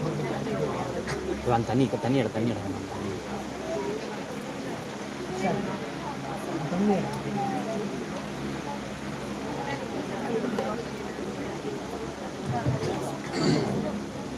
அம்ஜலமா ஸ்டார்ட் பண்ணிடலாமா? அஸ்ஸலாமு அலைக்கும் வரஹ்மத்துல்லாஹி வபரகாத்துஹு. அல்ஹம்துலில்லாஹி ரப்பில் ஆலமீன். வஸ்ஸலாத்து வஸ்ஸலாமு அலா அஷ்ரஃபில் அன்பியாஇ வல் முர்ஸலீன் வ அலா ஆலிஹி வ அஸ்ஹாபிஹி வ தாபிஈன் ஃபமன் தபிஅஹும் இஹ்சானின் இலா யௌமித்தீன். லகத் ஜாஅக்கும் ரசூலும் மின் அன்ஃபுசிக்கும் அஸீஸுன் அலைஹி மா அனித்தும் ஹரீஸுன் அலைக்கும் பில் முஃமினீன ரഊஃபுர் ரஹீம். فإن تولوا فقل حسبي الله لا إله إلا هو عليه توكلت وهو رب العرش العظيم. சரி, நம்ம இப்போ ப்ரெசென்ட் பண்ண போறது என்ன அப்படின்னா, டாபிக் என்ன சொல்லியிருக்காங்க, நமது மதரசாவின் தனித்துவங்கள். எதனால பொதுவா மதரசாவுடைய தனித்துவம், பொதுவா மதரசாவுடைய சிறப்புகள், அதை பத்தி பேச போறது இல்லை. பெரும்பாலும் நீங்க அப்படி நினைச்சிருந்தீங்கன்னா அப்படி இல்லை. அதாவது மற்ற மசாவை காட்டிலும் நம்ம மசால என்னென்ன புதுசா செய்யறோம், மொத்த மதரசாவை காட்டிலும் நம்ம மதரசால பிள்ளைங்களை கொண்டு வந்து சேர்க்கிறீங்கன்னா அதுக்கு பிரயோஜனமா நாங்க எல்லாமே பண்றோமா அப்படிங்கிறத இந்த மதரசாவுடைய பேரண்ட்ஸுக்கு தெரிவிக்கணுங்கிறது தான் நோக்கம். இல்லைங்களா? அதாவது மற்ற மதரசா செய்யாம நாங்க புதுசா செய்யற விஷயங்கள் மட்டும். இல்லைங்களா? இது மதரசா, இது நம்மளுடைய மதரசா. 4 மதரசா இருக்கு. சரிங்களா? உமர் புலவர்த்தர்ல உமர்லானு மதரசா, ஆலப்புறத்துல முகமது சலாஹ் மதரசா, சீனிவிட்டர்ல அல்லாமா கலீல் அஹ்மத் கீரனூரி ரஹ்மத்துல்லாஹ் மதரசா, அப்புறம் நம்ம மதரசா. சரிங்களா? அல்லாமா யாக்கூப் ஹஸ்ரத் மதரசா. இது நம்ம 4 மதரசா. சரிங்களா? இதுல நம்ம மதரசா ஸ்டார்ட் பண்ணும்போது எப்படி இருந்துச்சுன்னா, ஒரு ஆசிரியர் 9 ஸ்டூடெண்ட். உமர் மதரசால உமர் புலவர்த்தர்ல ஸ்டார்ட் ஆச்சு 2019 செப்டம்பர் 5. சரியா 6 வருஷம் இன்னையோட. சரிங்களா? இந்த 6 வருஷத்துல ஒரு ஆசிரியரா இருந்து 25 ஆசிரியர்கள், அப்புறம் 9 மாணவர்கள்ல இருந்து 400 மாணவர்கள். சரிங்களா? இது ஸ்ட்ரென்த்தோடைய இன்க்ரீஸ். ஆனா எனக்கு பெரும்பாலும் ஸ்ட்ரென்த்ல வந்து நான் ரொம்ப ஃபோக்கஸ் பண்ண மாட்டேன். இவ்வளவு பேர் மசாலா கூட்டியிருக்காங்களா, மாஷாஅல்லாஹ் சூப்பர், அது அப்படி நினைக்கிறாலும் நான் கிடையாது. என்னை பொறுத்த வரைக்கும் அந்த ஸ்ட்ரென்த்ல ஏறதை விட நம்ம என்ன புதுசான மசாலா செஞ்சிட்டோம், நம்ம என்ன ஒரு குவாலிட்டியா என்ன விஷயங்கள் செஞ்சிட்டோம், பசங்க என்ன பிரயோஜனப்பட்டுட்டாங்கிறது தான் என்னுடைய குறிக்கோள். அதை அடிப்படையா வச்சு நம்ம மதரசால வந்து முதல்ல அடுத்தடுத்து நம்ம ஃபர்ஸ்ட் ஸ்டார்ட் பண்ணது நம்ம மதரசால ரஹீக் தான் இல்லைங்களா. நம்ம மதரசால ரஹீக் 2023 ஜூன் 4ஆம் தேதி ஸ்டார்ட் பண்ணோம் இல்லைங்களா. இப்போ 2025 செப்டம்பர் 5 கிட்டத்தட்ட 2.5 வருஷம் ஆகுது நம்ம மசாலா ரஹீக் கிளாஸ் ஸ்டார்ட் பண்ணி. இதுவரை 65 கிளாஸ் முடிஞ்சிருக்கு. எனக்கு ரஹீக் கிளாஸ்ல 100 பேர் வந்தா 200 பேர் வந்தான்னு சொல்றது எனக்கு சந்தோஷம் கிடையாது. 10 பேர் 2.5 வருஷமா தொடர்ந்து வந்துட்டு இருக்காங்க, அதுதான் எனக்கு சந்தோஷம் இல்லைங்களா. 10 பேர்னா பேரண்ட்ஸ், வெளியாட்டு ஸ்டூடெண்ட்ஸ், மாசா ஸ்டூடெண்ட்ஸ் வந்து தான் ஆகணும் சரிங்களா. அடுத்து இது நம்ம பசங்களுக்கும் ரஹீக் நடத்தணும் சரிங்களா. பெண்களுக்கு தாய்மார்களுக்கு வந்து புதன்கிழமை, பசங்களுக்கு வந்து சனிக்கிழமை நடத்தணும். கொஞ்சம் வருஷம் வந்து ஞாயிற்றுக்கிழமை நடத்தணும் சரிங்களா. அடுத்து இது வந்து வேற மசாலா வச்சு நம்ம நடத்துவோம் சரிங்களா. ஆமாம் சரி.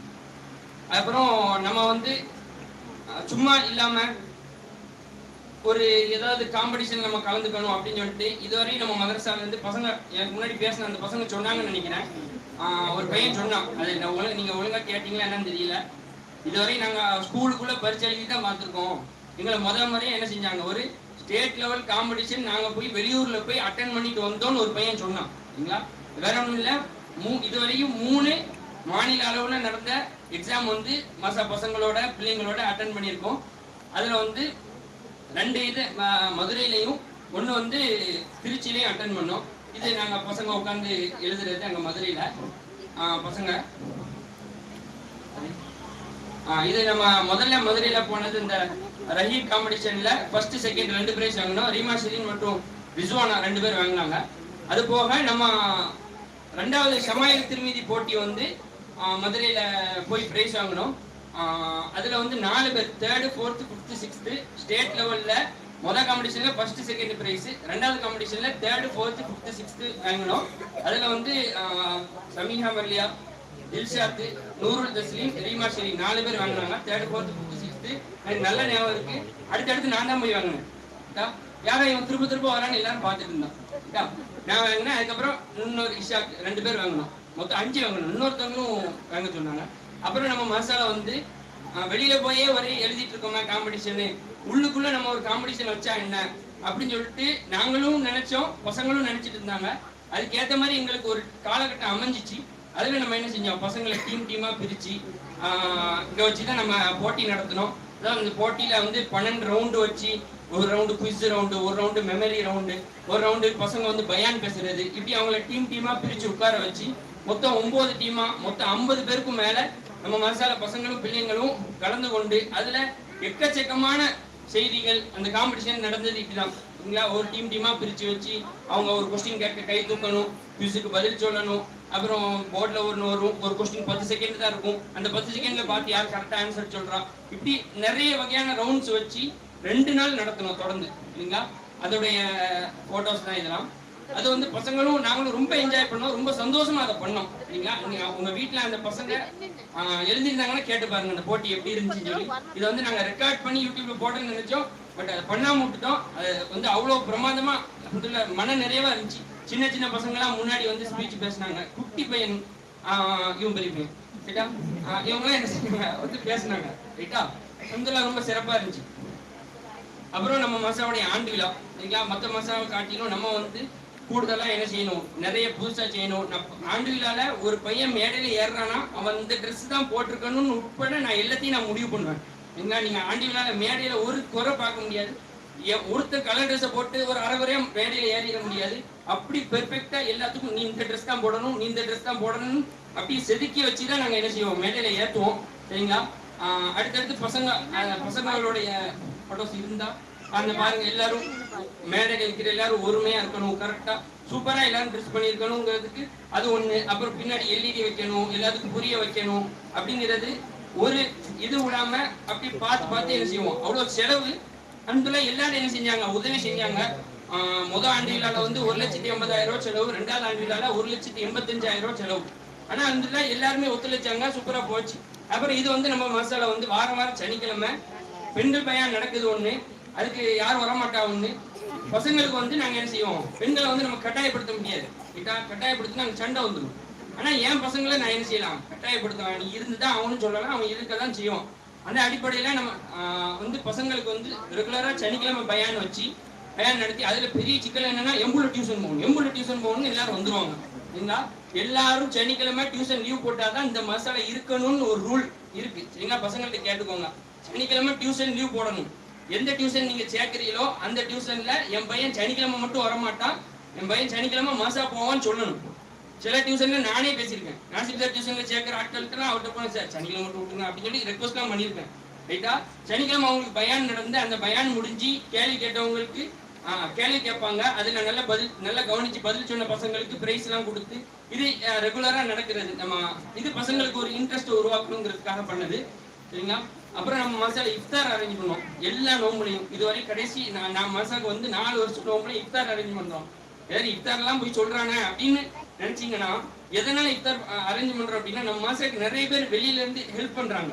அதாவது உதாரணத்துக்கு சொல்றாங்க, நம்ம மசாலா ஒரு பீரோல் இருக்கு, அந்த பீரோல வந்து அப்துல்லா சேவை குழுன்னு ஒரு டீம் வந்து தந்தாங்க. இதே மாதிரி வெளியில இருந்து ஹெல்ப் பண்ற எல்லாத்தையும் ஒரு நேரத்துல எங்களால ஒன்று கூட்ட முடியும்னா அதுல இஃப்தார்ல மட்டும்தான் எங்களால முடியுது. அப்படிங்கிற பட்சத்துல நாங்க என்ன செய்வோம், எங்களோட எல்லாத்தையும் இஃப்தார்ல ஆர்கனைஸ் பண்ணி ஒன்னா வச்சு அவங்களோட அந்த லிங்கை வந்து நாங்க தக்க வச்சுக்கணுங்கிறதுக்காக இஃப்தாரு. அப்புறம் இந்த இஃப்தாரை பொறுத்த வரைக்கும் வீட்டுல இருந்து பெரும்பாலும் வெளியில வாங்காம பசங்களே உட்காந்து நாங்க அது பண்றோம் இது பண்றோம்னு சொல்லிட்டு அவங்களுக்கும் ஒரு 2 நாள் என்னது நல்லா ஜாலியா ஒவ்வொன்றா அவங்களும் சமைச்சிட்டு நல்லா இருக்கும். சரிங்களா? அவங்களும் மசாலா ரொம்ப விரும்புவானோ, மசாலா இருப்பானோ. சரிங்களா? நாளுக்குள்ளால நாங்க மசாலா இருந்திருக்கோம், விடிய மசாலா இருந்திருக்கோம். சரிங்களா? பசங்களுக்கு கேளுங்க. அதுக்கப்புறம் இது வந்து நோம்புல தராவியா. சரிங்களா? நோம்புல தராவியா தான் எல்லா மசாலையும் நடக்குதா அப்படின்னா எல்லா மசாலையும் நடக்குது பெண்களுக்கு. ரைட்டா? அங்க வந்து மசா பையனோடு கரெக்டா தொழுவணும். இவனை தெருல விட்டானா என்ன செய்வான், ஒருத்தனும் தராவிய தொழுவ போக மாட்டான், கண்டமளிக்கு போவான். அப்பதான் மார்க்கம் பேசுவான், 4 சலம் தான் தொழுவணும் அப்படின்னு சொல்லி கண்டமளியில 4 சலம் சொல்லிட்டு வருவோம். ரைட்டா?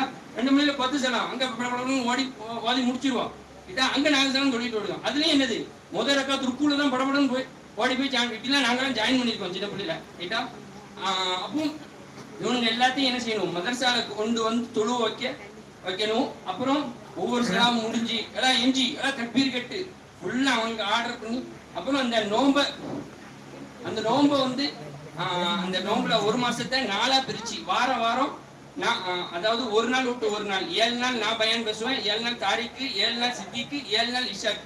நான் வந்து குரானை பத்தி பேசுவேன், ஒரு ஆள் தொழுகையை பத்தி பேசுவாங்க, ஒரு ஆள் ஒழுக்கத்தை பத்தி பேசுவாங்க, இன்னொரு ஆள் வந்து அக்கீதா கொள்கையை பத்தி பேசுவாங்க. இப்படி பிரிச்சு அவங்களுக்கு கேட்டு கடைசியில அதை பத்தி கொஸ்டின் ஆன்சர்லாம் வச்சு அந்த செஷன்லாம் வச்சு காம்படிஷன்லாம் வச்சோம். சரிங்களா? அப்புறம் இது நம்ம போன ஹிப்ஸ் ஃபங்க்ஷன், நம்ம மசாலா ஹிப்ஸ் ஃபங்க்ஷன்ல என்ன விஷயம் அப்படின்னா, ஒரு காலம் இருந்துச்சு நான் மசாலா சேரும் போது நம்ம மதரசால இருந்து ஒருத்தன் ஹிப்ஸ் போறான் அப்படின்னா அவனை நான் பாக்கியத்துக்கு தான் அனுப்புவேன். என்கிட்ட முதல்ல ஹிப்ஸ் நாதிரால இருந்து ஹிப்ஸ் தேர்ந்த பசங்க முஷீர் அசீன் ரஹ்மான்லாம் நாங்க பாக்கியத்துக்கு அனுப்பணும், ஏன்னா இங்க ஹிப்ஸ் கிடையாது. ஆனா அந்த நிலை மாறி இப்ப இங்க ஹிப்ஸ்னா இங்க சேர்க்கலாம்னு இருந்துச்சு. அப்புறம் ஹாஃபிஸாவுன்னா அவனை இங்க தான் அனுப்பணும், பாக்கியத்துக்கு தான் அனுப்பணும் அப்படின்னு இருந்துச்சு. அல்லாஹ்வுடைய கிருபை கொண்டு நம்ம மசாலா இருந்து ஆரம்பத்துல இருந்தே ஓதி குரான் முடிச்ச பொண்ணு தான் ஐஷாவோட ஹிப்ஸ் ஃபங்க்ஷன் தான் இது. நம்ம மதரசாலையே சின்ன பிள்ளையில இருந்து ஓதி நம்ம மதரசாலையே குரான் முடிச்சது. சரிங்களா? அப்புறம் இது அந்த ஃபங்க்ஷன்ல நம்ம கொடுத்த பிரைசஸ்.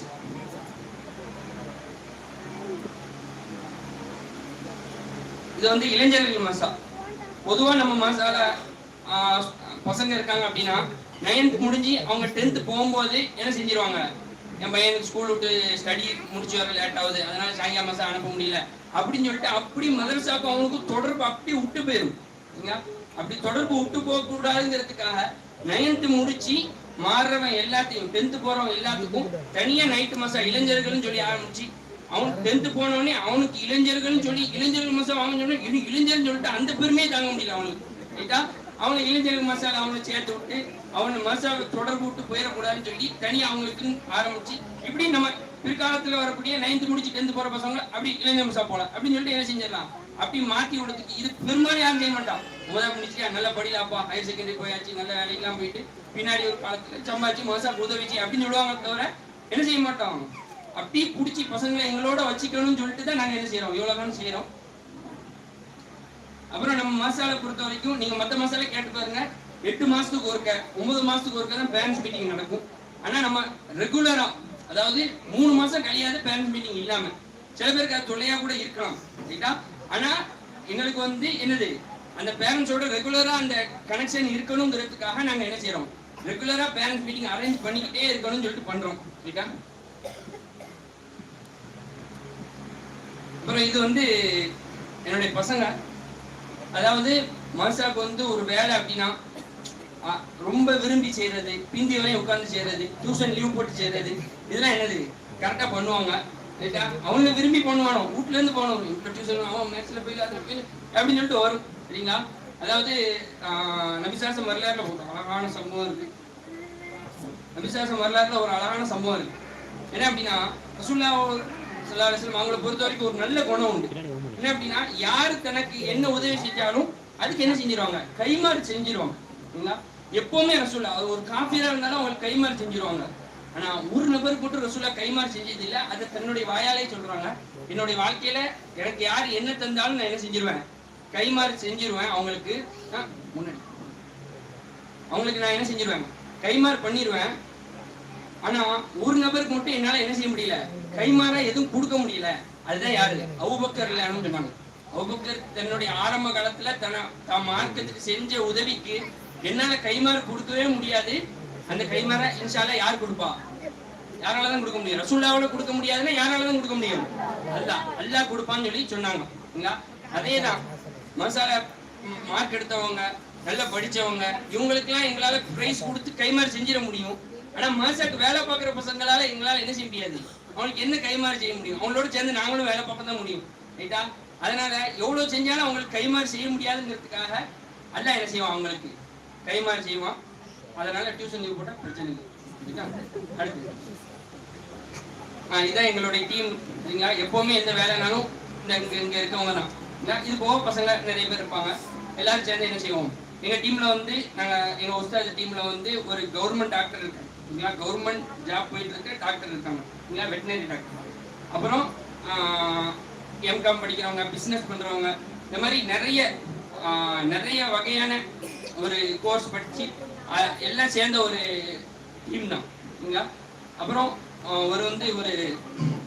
ஒரு சின்ன சம்பவம் சொல்லணும்னு விரும்புறேன். அதாவது ரஹீக்ல வந்து ரஹீக்கு பொறுத்த வரைக்கும் ஒரு 2.5 வருஷமா நான் ரஹீக் நடத்திட்டு இருக்கேன். ரஹீக்கு பொறுத்த வரைக்கும் நிறைய சம்பவங்கள் எனக்கு பிடிக்கும். ஆனா ஒரு சில குறிப்பிட்ட சம்பவம் வந்து நான் அடிக்கடி நினைவு கூறிட்டே இருப்பேன். அதை நிறைய பேருக்கு சொல்லவும் செய்வேன். ஏன்னா அதுல அவ்வளோ படிப்பினை இருக்கு, அவ்வளோ ஆறுதல் இருக்கு.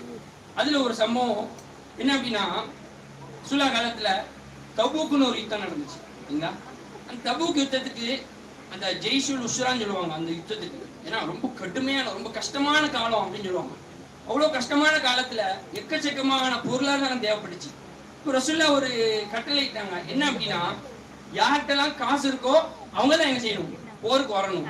காசு இல்லாதவங்க என்ன செய்ய வேண்டாம், போருக்கு வர வேண்டாம். ஏன்னா நம்ம போருக்கு நிறைய டிராவல் பண்ணணும், அதுக்கு ஒட்டகம் வேணும், அந்த ஒட்டகத்துக்கு தீனி போடணும், போற வழியில நம்ம சாப்பிடணும். இதுக்கு எக்கச்சக்கமான பொருளாதாரம் தேவை.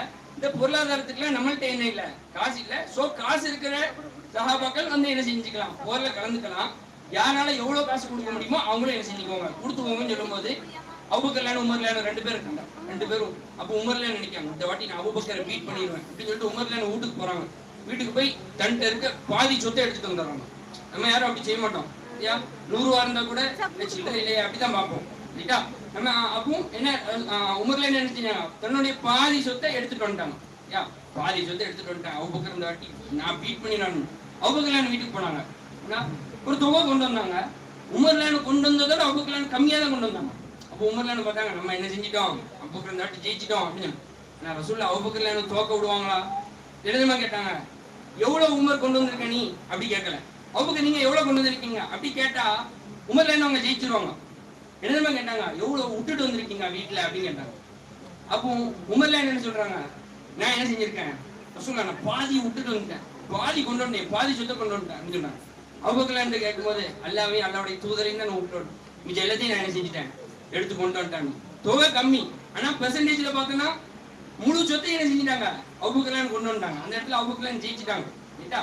அது போக உஸ்மான் ரலியல்லாஹு தன்னுடைய 300 ஒட்டகத்தை என்ன செஞ்சாங்க, இந்த போருக்காக கொடுத்தாங்க. அப்துல் ரஹ்மான் இப்னு அவுஃப் 200 தங்க காசுகள் கொடுத்தாங்க. இவ்வளவும் நடந்துட்டு இருக்கு, இவ்வளவு விஷயங்கள் நடக்குது தபூக். இந்த தபூக் போரை பத்தி அல்லாஹ் குர்ஆன்ல சூரா தௌபால சொல்றான். இவ்வளோ பேர் டொனேஷன் பண்ணியிருக்காங்கல்ல, இதுல யாரை பத்தி எச்சலா வருது? இவ்வளவு பேச்சு, இவ்வளோ என்னது, இவ்வளவு பேர் டொனேஷன் பண்ணியிருக்காங்கல்ல, இதுல யாரை பத்தி அல்லாஹ் குர்ஆன்ல சொல்லியிருப்பான்னு நினைக்கிறீங்க? யாரை பத்தி சொல்லியிருப்பான்? உமர்ல என்ன சொன்ன மொத்த காசா, அபூபக்கர்ல கொண்டு வந்து மொத்த காசா, உமர்ல கொண்டு வந்து பாதி காசா, உஸ்மான்ல கொடுத்த 300 ஒட்டகமா, அல்லது அப்துல் ரஹ்மான் இப்னு அவ்ஃப் கொண்டு வந்து 200 தங்க காசா? இதுல எதை அல்லாஹ் குர்ஆன்ல சொல்லியிருப்பான்? எதையுமே அல்லாஹ் குர்ஆன்ல சொல்லல. மாறா அல்லாஹ், அப்ப நான் எதுக்குங்க சொல்லணும்? மாறா அல்லாஹ் என்ன தெரியுமா சொன்னா குர்ஆன்ல? சில பேரு வந்து அவங்கள்ட்ட காசு இல்லாம போர்ல கலந்துக்க முடியலையடா அப்படின்னு சொல்லிட்டு திரும்பி அழுவிட்டே போவாங்க. சில சஹாபாக்கு, இந்த காசு மட்டும் கொஞ்சம் கூட இருந்துட்டா நானும் என்ன செஞ்சிருப்பேன், போர்ல கலந்துக்குவேன் அப்படின்னு சொல்லிட்டு என்ன செய்யறாங்க, திரும்பி போகும்போது அழுவிட்டே போறாங்க. இதை குர்ஆன்ல அல்லாஹ் அழகா சொல்றான். நீங்க தஃபீது மினத்தம் அப்படின்னு நல்லா சொல்றான். அவங்க கண்ணெல்லாம் நெறி கெட்டி அழுவையோட என்ன செஞ்சாங்க, திரும்பினாங்க அப்படின்னு சொல்றான். இது என்ன படிப்புனே அப்படின்னா, இவங்க இன்னார் இவ்வளவு கொடுத்தாங்க, இன்னார் இவ்வளவு கொடுத்தாங்க அப்படின்னு சொல்லிட்டு என்ன செய்யப்படல, குர்ஆன்ல அல்லாஹ் சொல்லல. நம்மளுடைய பார்வை எப்படி இருக்கும்? நம்ம பெருமையா சொல்றோம்ல, அபூபக்கர் இவ்வளவு கொடுத்தாங்க, உமர் இவ்வளவு கொடுத்தாங்க, நம்ம பெருமையா சொல்றோம். ஆனா அல்லாஹ்வுடைய பார்வை எப்படி இருக்கும்னா, யார் எவ்வளவு கொடுத்தாங்க இல்ல, அவங்களோட நியத் என்னது, அவங்க என்ன நினைக்கிறாங்க, அவங்களுடைய நியத்துக்கு ஏற்ற மாதிரி தான் அல்லாஹ் என்ன செய்வான், கூலியை கொடுப்பான். உதாரணத்துக்கு நாங்கெல்லாம் காம்படிஷன் போனோம், ஃபர்ஸ்ட் பிரைஸ் செகண்ட் பிரைஸ் வாங்கணும் அப்படின்னு உங்கள்கிட்ட சொல்லத்துக்கு எங்களுக்கு என்ன இருக்கும், அது வசதியா இருக்கும். நாங்க காம்படிஷன் போனா ஃபர்ஸ்ட் செகண்ட் வாங்கணும். ஆனா உண்மையில எங்களுடைய சந்தோஷம் என்ன அப்படின்னா, என் பசங்க எல்லாரும் என்ன செஞ்சுட்டாங்க, வரலாறு படிச்சுட்டாங்க, என் பசங்க எல்லாரும் தெரிஞ்சுக்கிட்டாங்க, இதுதான் எங்களுக்கு சந்தோஷம். நான் உங்கள்கிட்ட சொல்லத்துக்காக தான் பிரைஸ் வாங்கணும்னு ஆசைப்படுறோம். மிச்சப்படி என்னது, என் பசங்க படிச்சது அதுதான் சந்தோஷம். அல்லாவும் அதுதான் பார்ப்பான். ஃபர்ஸ்ட் பிரைஸ் வாங்கிக்கலாம் அல்லாஹ் வந்து அதை பார்க்கவே மாட்டான். அல்லாஹ் பொறுத்தவரை என்னதுதான் என்னதுதான் என்னது என்னது மார்க்கமா, மார்க்கம் என்னது, அல்லாஹ் மார்க்க பார்க்க மாட்டான், மார்க்கத்தை தான் பார்ப்பான். ரைட்டா? அப்போ அல்லாஹ் வந்து என்ன முயற்சி, நீ இந்த பாதை அடையத்துக்கு என்ன முயற்சி எடுத்த, அவ்வளவுதான் பார்ப்பான். உதாரணத்துக்கு நாளைக்கு மறுமையில ஒவ்வொரு நபிமார்களுக்கும் ஒரு பணி கொடுக்கப்பட்டிருக்கு. என்னது நபிமார்களுடைய பொதுவான பணி? என்னது? ஆடு மேய்க்கிறார். ஆடா, நல்ல ஒரு பணி. நபிமார்களுடைய பிரதான பணி என்னதுன்னா ஆடு மேய்க்கிறது. நபிமார்களுடைய பிரதான பணி என்னது? பிரச்சாரம். என்ன பிரச்சாரம்? எல்லா நபிக்கும் ஒரு சேம் குணம் உண்டு. என்னது? எல்லாரும் ஃபாலோ பண்ணது லா இலாஹ இல்லல்லாஹ், அல்லாஹ் மட்டும் தான் வணங்கணும், அல்லாஹ் தவிர வேற யாரையும் வணங்கக்கூடாது. மிச்சபடி வேதம்லாம் ஒவ்வொரு நபிமார்களுக்கும் மாறிச்சு, சட்டம்லாம் மாறிச்சு. எல்லா நபிமார்களும் ஃபாலோ பண்ணது அந்த ஏகத்துவம் தான், ஒரு இறை கொள்கை. இப்போ அதை பரப்பணும். எத்தனை பேரை தங்க கையால இஸ்லாத்தை கூட்டு வர முடியுமோ அதுதான் நபிமார்களுடைய டாஸ்க். இப்போ நாளைக்கு மறுமையில ரசூலா வருவாங்க, கோடி கோடியா கூட்டு போவாங்க, நம்மளாம் முன்னாடி போவோம் இன்ஷாஅல்லாஹ். அதுக்கப்புறம் நூஹ் அலைஹிஸ்ஸலாம் வருவாங்க, எனக்கு ஒரு 50-60 பேரோட என்ன செய்வாங்க, அந்த படகுல ஏற்றிட்டு போனா அந்த 50-60 பேரோட போவாங்க. இப்ராஹிம் அலைஹிஸ்ஸலாம் வருவாங்க, சாரா அலைஹிஸ்ஸலாம், ஹாஜர் அலைஹிஸ்ஸலாம், தான் குடும்பத்துல ஒரு 3-4 பேர் தான். அப்போ இதுல பாருங்க, ரசூலுல்லாஹ்க்கு அவ்வளவு பெரிய கூட்டம். நூஹ் அலைஹிஸ்ஸலாமுக்கு 50 பேர், இப்ராஹிம் அலைஹிஸ்ஸலாமுக்கு வெறும் 4 பேர். இப்ப அல்லாஹ் என்ன செய்வான், முகமது ஸல்லல்லாஹு நிறைய பேர் கூட்டு வந்திருக்கா, முதல்ல போங்க இப்ராஹிம், நீங்க 4 பேர் தான் கொண்டு வந்திருக்கா, கொஞ்சம் வர முடியுங்க, வெயிட்டிங் லிஸ்ட் அப்படின்னு சொல்லுவான் அல்லாஹ். அல்லாஹ் அங்க எதை பார்க்கல, நீ எத்தனை பேரை இஸ்லாத்தை ஏத்துக்க வச்சு கூட்டு வரியான்னு பார்க்கல. அது யார்கிட்ட கிடையாது, நம்ம கையில கிடையாது. ஆனா அல்லாஹ் எதை பார்த்தான், தூய்மையான நீயத்தோட பிரச்சாரம் இப்ராஹிம் அலைஹிஸ்ஸலாம் செஞ்சாங்களா இல்லையா? செஞ்சாங்களா இல்லையா? இப்ராஹிம் அலைஹிஸ்ஸலாம் கையால யாரும் இஸ்லாத்தை ஏத்துக்கல.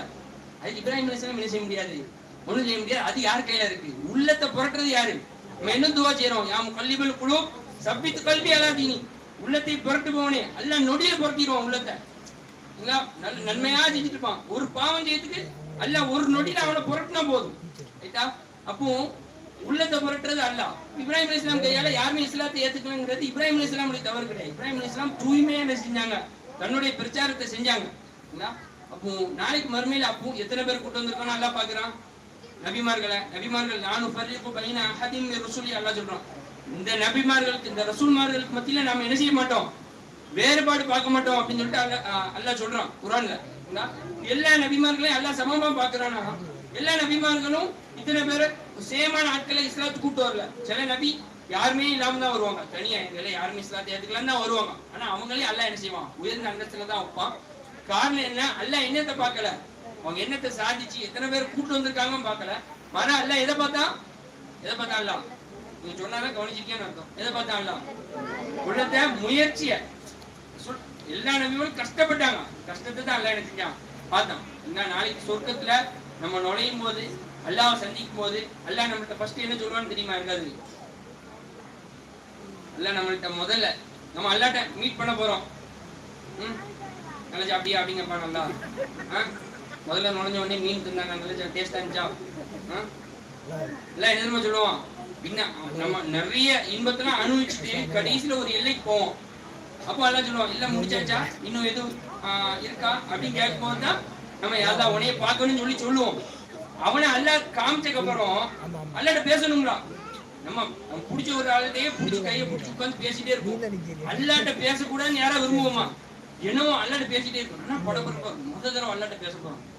இப்போ அல்லாஹ் வந்து நம்மள்ட்ட ஆரம்பிக்கும் போதே என்ன சொல்லுவான், இன்ன ஹாதா கானலக்கும் ஜஸாஉ வ கான சஅயுக்கும் மஷ்கூரா. உனக்கு இவ்வளவு இன்பம் நீ அனுபவிச்சல்ல, இது எல்லாமே உன்னுடைய முயற்சிக்காக சொல்லிடுவான். எவ்வளவு சந்தோஷமா இருக்கும் மனசு. இது எல்லாமே நீ இவ்வளவு கஷ்டப்பட்டல, இது எல்லாமே நீ 10th 499 எடுத்ததுக்காக அப்படி சொல்ல. நீ ஸ்டேட் ஃபர்ஸ்ட் எடுத்த அதுக்காக இல்ல, நீ நல்ல மார்க் எடுத்தியோ இல்லையோ அந்த மார்க் எடுத்து ஒரு முயற்சி எடுத்தல, அதுக்கு தான் கூலி நல்லா சொல்லுவான். அதனாலயே மாசா பசங்கள்ல பாடம் சொன்ன பசங்க, இவன் பாடம் சொல்லலையா எந்த பையனாலும் கூப்பிட்டு கேட்டுக்கலாம். பாடம் சொல்லல, பாடத்துல கம்மியா சொல்லியிருக்கான், 1 மாசமா பாடம் சொல்லல, இப்படிலாம் வந்திருக்கு. அந்த பையனை நான் திட்ட கூட மாட்டேன், ஒரு வார்த்தை கேட்பேன், நீ பாத்தியா பாடம்?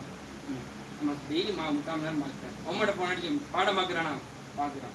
அப்ப என்ன செய்ய முடியும்? அவன் என்ன செய்யறான்? டெய்லி பாடம் பார்க்க தான் செய்யறான். பாடம் சொல்லலைன்னா நிறைய பேர் நினைச்சிடுவா, அப்படி ஒழுங்கா பாடம் பார்க்கணும், பூரா பார்த்துருக்க மாட்டேன் அப்படின்னு சொல்லி திட்டுவா. இப்படிலாம் தேவையில்லை. அவன் என்ன செஞ்சான், முயற்சி எடுத்தான், அவனால என்ன செய்ய முடியல, பாடம் சொல்ல முடியல. இதுல என்ன தெரியுமா ஆயிரும், அவனை திட்டுனா அவன் ஒருத்தன் 10 நிமிஷம் பாடம் பார்த்துட்டு நல்லா ஏறுது, இன்னொருத்தனுக்கு 3/4 மணி நேரம் பாடம் பார்த்தாலும் ஏற மாட்டேன். இதுல அந்த 3/4 மணி நேரம் பார்த்தவனை பார்த்தா நான் சந்தோஷப்படுவேன். 3/4 மணி நேரம் அவன் குரானை ஓதிருக்கான். இந்த 10 நிமிஷம் வந்தா 10 நிமிஷத்துல பார்த்துட்டு வந்துட்டான். 3/4 மணி நேரம் தீக்கி திரும்ப குரான் ஓதிருக்கானா அவனுக்கு அதிக நன்மை. அவன் தான் பாக்கியசாலின்னு நான் நினைப்பேன். இந்த 1 மாசம் பாடம் சொல்லாத பேர் சொல்ல முடியாது. இருப்பான் பாக்கியசாலில நல்லா என்ன செய்யும், முயற்சி எடுத்துட்டே ஏறி பாடம் சொல்றது சொல்லாது நம்ம கையில இல்லை. முடிஞ்ச அளவுக்கு நீ என்ன செய்யும், ட்ரை பண்ணு. மசா லீவ் போட்டான், மசாக்கு லேட்டா வந்தா இன்ஃபார்ம் பண்ணாம லீவ் போட்டா, ஒழுக்கம் இல்லாம சேட்டை பண்ணா மட்டும் தான் அந்த திட்டுலாம் அடிக்கணும். பாடம் சொல்லாததுக்கு நான் மேல கை வச்சதே கிடையாது, விசாரிச்சது அடிக்கலாம். எனக்கு என்னைய பொறுத்த வரைக்கும் நான் அதை பார்க்கவே மாட்டேன். எவ்வளவு முடிச்சிருக்கேன், 1 மாசத்துல 1 ஜூஸ் முடிச்சு மாஷா அல்லாஹ் அதெல்லாம் கிடையாது. கேட்டா 1 மாசத்துல நீ பாடம் கூடவே இல்லையா, நீ பாடம் பாத்தியா அல்ஹம்துலில்லாஹ் அவ்வளவுதான். கேட்டா அதனால நம்மளும் அந்த குணத்தை வளர்த்துக்கணும். என்ன அப்படின்னா, அண்ணங்காரனை பாரு 490 எடுத்தான், நீ என்ன படிக்கிற ஃபுல்லா ஃபெயில் ஆகிட்டே வர அப்படின்னு நம்ம சொன்னோம் அப்படின்னா அந்த பையன் உண்மையிலே முயற்சி எடுப்பான், மனசு தளர விட்டுரும். அதனால என்ன செஞ்சிடக்கூடாது, அப்படி ஈஸியா அந்த வார்த்தைகளை சொல்லி அவனை பாரு அடுத்த பாரு என்ன மாதிரி பிடிக்கிறான், அவன் என்ன மாதிரி கட்டுப்போடுறான், என்ன மாதிரி ஒழுக்கத்துல சொல்லலாம். அவனை பாரு அவமாக்கு எப்படி கட்டுப்படுறான் அப்படின்னா ஆனா அவனை பாரு எவ்வளவு வாங்கிட்டு நீ மண்ணே அப்படின்னு சொல்லிட்டு திட்டினான்னு வச்சுக்கோங்க, உண்மையிலேயே முயற்சி எடுப்பான். உண்மையிலே அவனுக்கு படிப்பு வராம இருக்கும், சிரமமா இருக்கும், மார்க்கு எவ்வளவு கஷ்டப்பட்டு அவனுக்கு மார்க் வராது. அவனை போட்டு திட்டி கடைசியில் அவன் ஒரு வாழ்க்கையே ஒரு வெறுத்த நிலைக்கு போயிடுவான். அந்த மாதிரி நிறைய பசங்க இருக்கானோ பேர்லாம் சொன்னா உண்மை மாதிரி வருத்தமா இருக்கும். நான் அந்த மாதிரி பசங்களாம் தனியாக கவலைப்படாது, பார்த்துக்கேன், அதெல்லாம் குடிச்சிடலாம், இப்படிதான் அவனுக்கு பேசுவேன். அதனால நீங்க சொல்ற ஒவ்வொரு வார்த்தையும் அவனை என்ன செய்யும், அவனுக்கு பாதிப்பு ஏற்படுத்தும். அதை புரிஞ்சு உணர்ந்து பொதுவா எல்லாரும் கண்டிக்கா வீட்டுல கண்டிக்கணும்னு நான் சொல்லவே மாட்டேன். கையில போனை கொடுக்காதீங்க இந்த வயசுல, அவ்வளவுதான். இங்க அவன் வீட்டுல ஒரே போனை பாக்குறாங்க, ஏதாவது சொல்லுங்க. நீங்க பாஸ்வேர்டு போட்டு கொடுத்ததுனாலதான் அவன் பாக்குறான். எங்கட அவன் ஏதாவது சொல்லுங்கன்னா பாஸ்வேர்டு மாத்தினா அவன் எப்படியா கண்டுபிடிச்சிடறான். அவனுக்கு என்ன 10 அறிவா இருக்கு, எல்லாத்துக்கும் ஒரே அறிவு தான் இருக்கு. நீங்க மாத்திட்டு பாஸ்வேர்டு சொல்லாம இருந்தா மனைய கண்டுபிடிப்பான். எப்படி கண்டுபிடிப்பான்னு அவங்க என்னத்தான் பாஸ்வேர்டு போட்டாலும் எப்படியா கண்டுபிடிச்சிடறாங்க. எப்படி கண்டுபிடிப்பான், ஒரு நாளைக்கு ப்ளீஸ்மா இந்த இதுதான் இப்படி சொல்லி கொடுத்துட்டு அவன் எப்படியா கண்டுபிடிச்சிடறான்னா என்ன செய்ய முடியும். அந்த ஒரு சில விஷயத்துல என்ன செய்யணும், கண்டிப்பா இருக்கணும். படிப்பு என்ன செய்யணும், தானா ஒரு இந்த ஒழுக்கம் கொஞ்சம் அப்படி இருந்துச்சுன்னா படிப்பு என்ன செய்யணும், தானா வரும். இந்த விஷயத்துல மசா பசங்களை பார்த்து நான் என்ன செய்வேன், ரொம்ப சந்தோஷப்படுவேன். ஒரு சில பையனோட பார்க்கும்போது நம்ம ஆராப்பி ஆளாப்பெல்லாம் படிக்கும்போது இந்த மாதிரி அந்த நாச்சு அடை பண்ணிட்டு இருந்தோம். அது மாஷாஅல்லாஹ் நல்லா இருக்கும். ஒரு சில பேரை இங்கே அடி விடும் மிச்சாச்சு நம்ம ஏழாப்புல எப்படி இருந்தோம் ஞாபகம் இருக்கான் அப்படின்னு சொல்லிட்டு என்ன செய்வேன் சொல்லுவேன். காரணம் என்ன அப்படின்னா அவன் இடத்துல உட்கார்ந்து நம்ம என்ன செய்யணும் யோசிக்கணும். அப்போ யோசிச்சா எல்லாமே நம்ம செஞ்ச எல்லாமே தப்பா போகும். அப்போ அந்த பசங்களை அந்த அணுகிற விஷயத்துல எல்லாரும் என்ன செய்யணும் ரொம்ப கவனமா இருக்கும். இதுதான் இது சொல்லணும்னு தான் நான் என்ன செஞ்சேன். அப்புறம் நம்ம பின்னாடி உட்கார்ந்துருக்க 2 பேர் சீஃப் கெஸ்ட் இல்லைங்களா, அவங்க வந்து அப்படி கம்கமா வந்து உட்காந்துட்டாங்க. ஒருத்தவங்க வந்து டாக்டர் ஜெசிமா மேம், டாக்டர்னா ஸ்டடி இருக்கு அப்படின்னா காட்டிடாதியா, அவங்க வந்து அந்த டாக்டர் இல்லை, பிஹெச்டி முடிச்சிருக்காங்க. மேம் எப்படின்னா மேம் வந்து ஒரு ரிவர்ட் கிறிஸ்டினா இருந்து முஸ்லீம் ஆயிருக்காங்க இல்லைங்களா. நம்மளை விட மார்க்கப்பட்டு அதிகமா இருக்கும் அந்த மாதிரி ஆட்களுக்கு சொல்றேன். மார்க்கத்தை விரும்பி நம்மளாம் பிறப்பிலே வந்தோம், பிறக்கும்போதே முஸ்லீமா பிறந்தோம்னா அந்த இது இருக்கும். கிறிஸ்தவனா வளர்ந்து மார்க்கத்தை நேசிச்சு குடும்ப பிரச்சனையெல்லாம் தாண்டி என்ன செஞ்சிருக்காங்க இஸ்லாத்தை ஏத்துக்கிட்டாங்கன்னா நம்ம கொஞ்சம் வீட்டோட சண்டைனா காம்ப்ரமைஸ் பண்ணிடுவோம். கொண்டாடக்கூடாதுன்னு சொன்னா வாப்போட சண்டை வந்துருன்னா கொண்டாடிக்கலாம் அப்படின்னு சொல்லிடுவோம். நம்ம வந்து யாருக்காகவும் குடும்பத்தை காம்ப்ரமைஸ் பண்ண மாட்டோம், குறிப்பா மார்க்கத்துக்காக காம்ப்ரமைஸ் பண்ணவே மாட்டோம் ரைட்டா. ஆனா குடும்பத்தெல்லாம் தாண்டி கிறிஸ்தவனா இருந்து இஸ்லாத்தை விரும்பி இஸ்லாத்தை ஏத்துக்கிட்டு அப்புறம் என்னது பிஎஸ்சி பயோகெமிஸ்ட்ரி படிச்சிருக்காங்க. அப்புறம் எம்எஸ்சி பயோடெக்னாலஜி, எம்ஃபில் பயோடெக்னாலஜி, அந்த யூனிவர்சிட்டி பேர்ல மறந்துட்டு. அப்புறம் எம்எட் முடிச்சிருக்காங்க, மனோன்மணி சுந்தர யூனிவர்சிட்டியில முடிச்சிருக்காங்க. அப்புறம் பிஹெச்டி வந்து மலேசியாவில் போய் என்ன செஞ்சிருக்காங்க 5 வருஷம். எல்லாரும் நம்ம எல்லாரும் அதை நோட் பண்ணிக்கணும். மலேசியாவில் போய் முடிக்கிறதுங்கிறது நான் சாதாரணமா நினைச்ச பிரச்சனை இல்லை. பெண்மணி அவங்க என்ன செஞ்சிருக்காங்க மலேசியாவில் போய் நம்ம சமூகத்தை சேர்ந்த ஒரு பெண் மலேசியாவில் போய் 5 வருஷம் பிஹெச்டியை முடிச்சுட்டு இப்போ வந்து டைம் ஸ்கூல்ல சிலபஸா இருக்கட்டும், ஒரு கரிக்குலம் ஃபார்ம் பண்றதா இருக்கட்டும், எல்லாமே ஒரு நல்ல ஐடியா கொடுத்து டைம் ஸ்கூல்ல எப்படி கொண்டு போகணும். சீஃப் கோஆர்டினேட்டரா இருக்காங்க இல்லைங்களா, அவங்கள தான் நம்ம அழைச்சிருக்கோம் பரிசு கொடுக்கறதுக்கு. அப்புறம் இன்னொருத்தவங்க வந்து சித்தத்துல் முந்தஹா மேம், இவங்க வந்து எனக்கு மேத்ஸ் டீச்சராக இருந்திருக்காங்க. நான் 9th 10th படிக்கும் போது எனக்கு மேத்ஸ் டீச்சரு. அப்போ வந்து அவ்வளோ பெருசாக ஆகாது, ஆனால் இப்போ வந்து மேமோட நல்ல பிரியமாக இருக்கும்.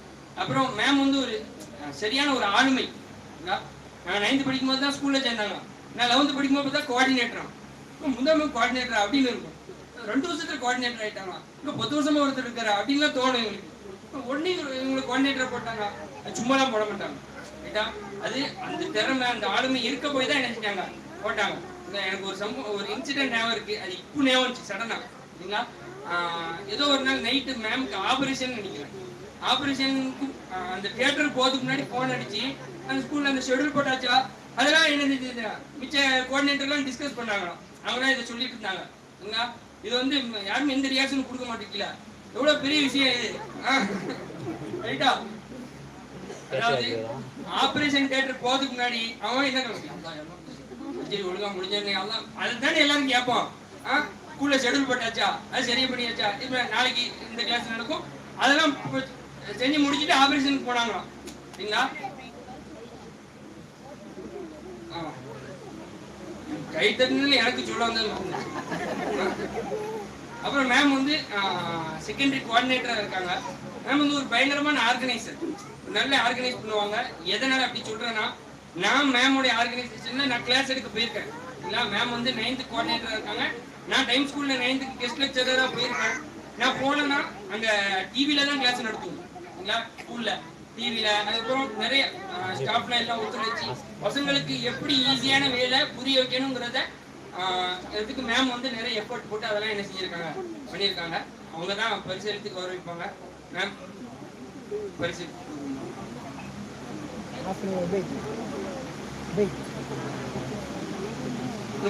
பிரைஸ் டிஸ்ட்ரிபியூஷன் மட்டும் இருக்கு, அது மட்டும் பொறுமையா இருந்து என்ன செய்யலாம். கஷ்டம் தான், ஒரே இடத்துல இவ்வளவு நேரம் உட்காரு சிரமம் தான். நாங்களாச்சும் அங்க இருந்து வளாந்தி வந்துட்டாங்க, பிரச்சனை இல்லை.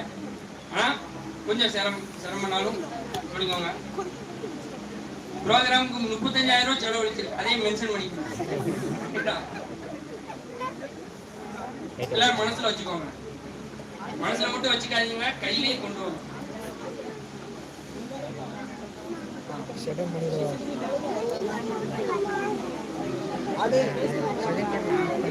வெளியே போ. அந்த பட்டன் ஆஃப் பண்ணாதீங்க. லைட்டை போட்டுக்கலாம்.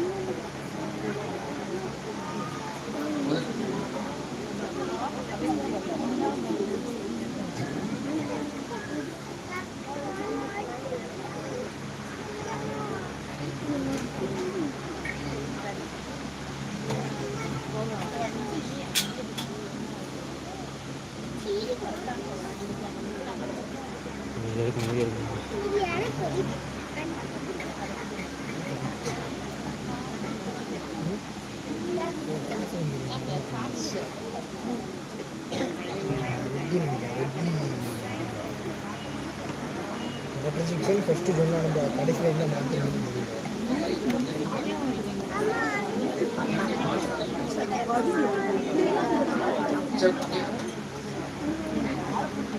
முதல்ல வந்து நம்ம ரீசெண்டாக ஒரு மசாலா ஒரு காம்படிஷன் வச்சோம்னு சொன்னோம்ல, அந்த நிறைய ரவுண்ட்ஸ்லாம் வச்சு அதில் வந்து எக்ஸாமில் மார்க் எடுத்தவங்க, அதில் பேரண்ட்ஸ் லிஸ்ட்டு ஃபஸ்ட்டு முதல்ல வந்து ஆசிஃபா மேம்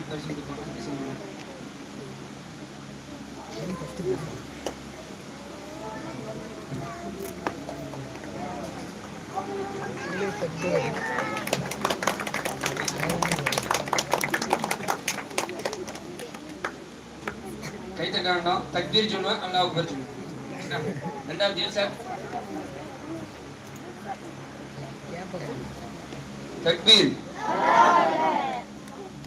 சத்தம் கேட்டு தண்டமொழியிலேருந்து எஞ்சி வரணும், முழு தோதுறோம்.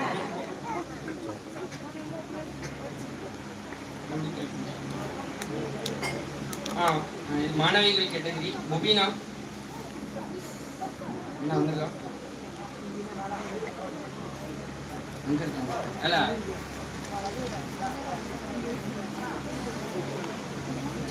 இன்னொன்று எழுதி நம்ம இன்னொன்று ஏதோ சொன்னோம் ஏதோ சொன்னல ரெண்டு சொன்னேன் கேப் இதோட கேப் கீழே கட்டணம்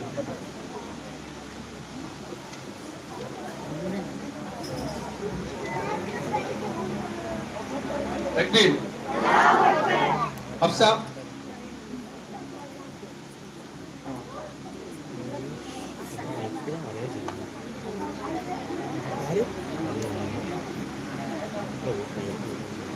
தக்பீர் ஹாஜரா இந்த ரெண்டு முஸ்லிமா ரெடியா இருக்கு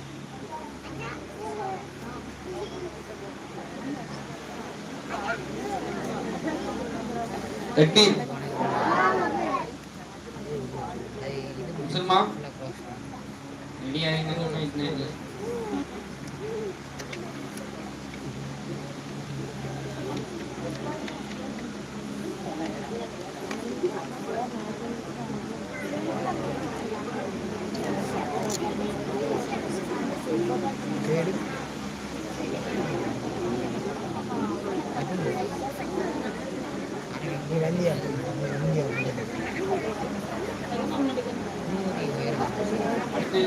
பசங்க கேட்டகரி ஜமால்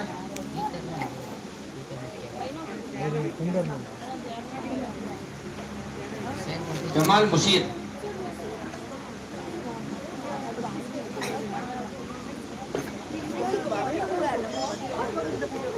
ஜமால்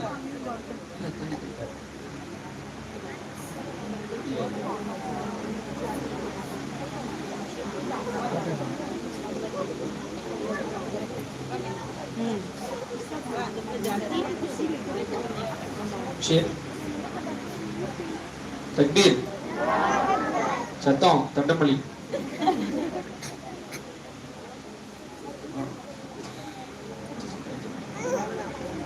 இதுல அதுல வந்து இந்த குட்டி குட்டி பசங்களுக்குலாம் பெரிய பசங்க இருந்து ட்ரைனிங் கொடுத்தாங்க. அந்த இந்த லீவ்ல கோடைக்கால லீவ்ல 1 மாசம் ஃபுல்லா இருந்து ட்ரைனிங் கொடுத்த பசங்க சரிங்களா. அந்த பசங்க இந்த பசங்களாம் ட்ரைனிங் கொடுத்தாங்க. அவங்க குட்டி குட்டியா வருவாங்க. முத்தசீர் ரெடியா இருக்கீங்களா? முத்தசீர், ஜமால், சஃபியுதீன், முபஷிர், ஹசீப்.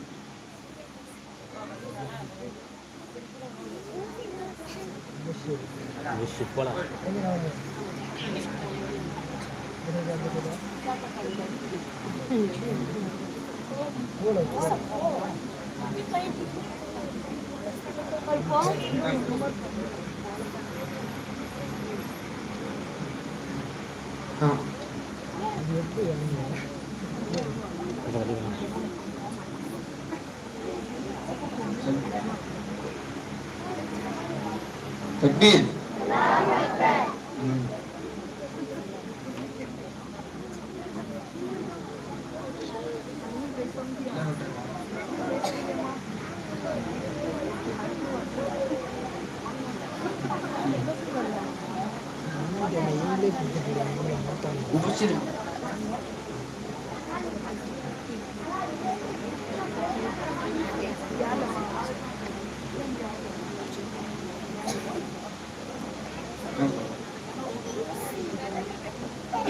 ஜமால் 2வது பரிசு. தக்பீர். அடுத்து இந்த டீமா பிரிச்சு உட்கார வச்சு அவங்க பார்ட்டிசிபேட் பண்ணுவாங்களுக்கு. அதுல ஃபர்ஸ்ட் ஜெயிச்ச டீம் வந்து ஹாஜரா அண்ட் டீம். எல்லாரும் வாசிக்கிற மொத்தமா வந்துருங்க. ஹாஜரா பேகம், ஹப்சா, ஹபீசா, அனான், உம்முசல்மா.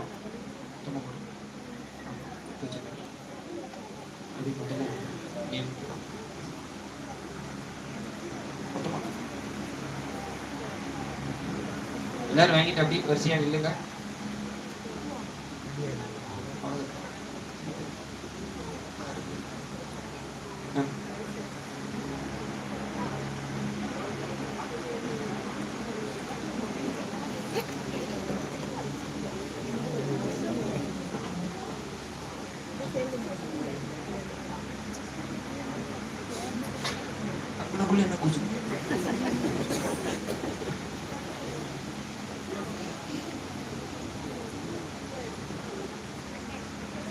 இது 2வது தக்பீர். 2வது ஜெயிச்ச டீம் முஷீர் அண்ட் டீம். மொத்தமா வந்துருங்கடாப்பா. முஷீர், அஸ்லம், முகமது, சலாஹுதீன், ஒமர்.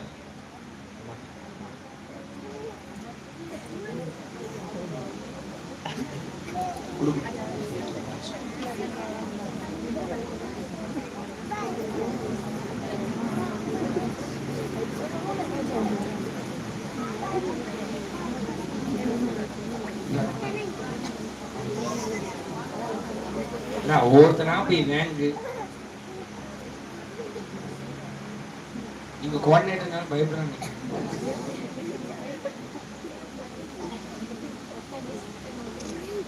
அப்புறம் இல்ல ஒரே பரிசு.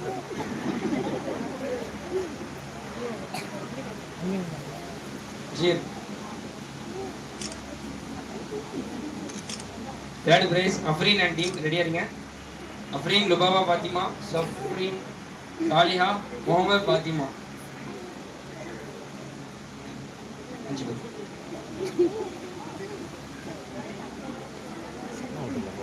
அந்த பேரை பார்த்துட்டு இந்த ஒரே பரிசு.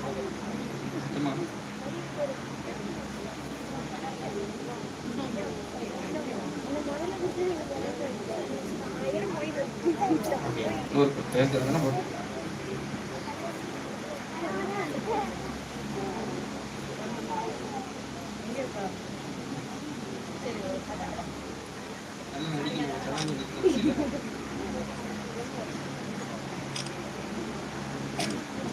நாலாவது முசம்மில் அண்ட் டீம்.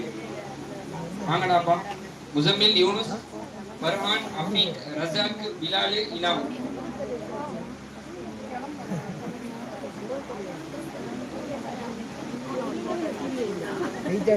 ஒருத்தனா வாங்கிட்டு வரிசையா நில்லுங்கடா.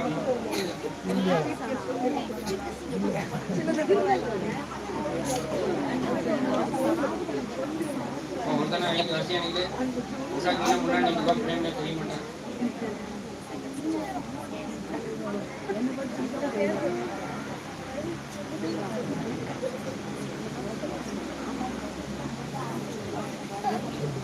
அப்புறம் 2 பசங்க, அதாவது இவங்க வந்து வின் பண்ணல, பிரைஸ்லாம் வாங்கல, பட் நான் பார்த்த வரைக்கும் 1 மாசம் கடுமையா படிச்சாங்க 2 பசங்களும். குட்டி பசங்க தான், நல்லா படிச்சாங்க. இந்த 2 பேரும் காம்படிஷன் சேர முன்னாடி சரி நான்லாம் படிப்பேனா, நல்லா படிச்சாங்க. எக்கச்சக்கமான முயற்சி. வீட்டுல போய் அவங்க உம்மாட்ட தான் கேள்வி கேட்பாங்க. அப்படி அவங்க சொன்னா 2 பேரு முகமது வாஹித், அப்துல் வாஹித். இல்ல அப்துல் வாஹித்ங்கிற பையன் யாரு? அப்துல் வாஹித் 2 பேரும் வாஹித். அப்துல் வாஹித்ங்கிற பையன் வந்து வாரம் வேலைக்கிழமை நோம்பு வைப்பான். நம்மளா அவனை பார்த்து என்ன செய்யணும், வருத்தப்படணும், நம்மள்ட்ட அந்த பண்பு இல்லையேன்னு சொல்லி. எதனால அந்த பண்பு வச்சுங்க, எங்க அசரத் பயன் பண்ணன்னு சொல்லுவோம். ஆனா எங்க அசரத்தையும் நோம்பு வைக்க மாட்டேன். ஆனா அப்படிதானே அசரத் சொன்னதுனால தானே வச்சேன். அவன்கிட்ட கேளுங்க, அவன் அப்படி சொன்னதுனால தான் அந்த 2 பேருக்கு பெரிய பிரச்சனை இருக்கு. ஜெயிச்சவனுக்கு கூட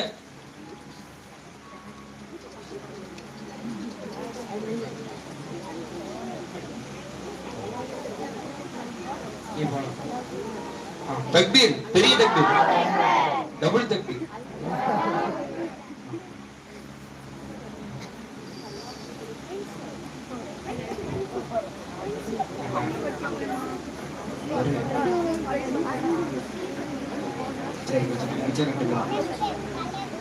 இது வந்து நல்ல பசங்களுக்கு ஃபுல்லா ட்ரைனிங் கொடுத்து அவங்களுக்கு அவங்க லெவல்ல இறங்கி ஃபுல்லா நடத்துற மசாலா உள்ள உஸ்தாது 2 பேர், 3 பேர். அதுல ஒருத்தவங்க வந்து ரொம்ப வெக்கப்படுவாங்க. 2 பேரு அஸ்லம் அவுஃப்.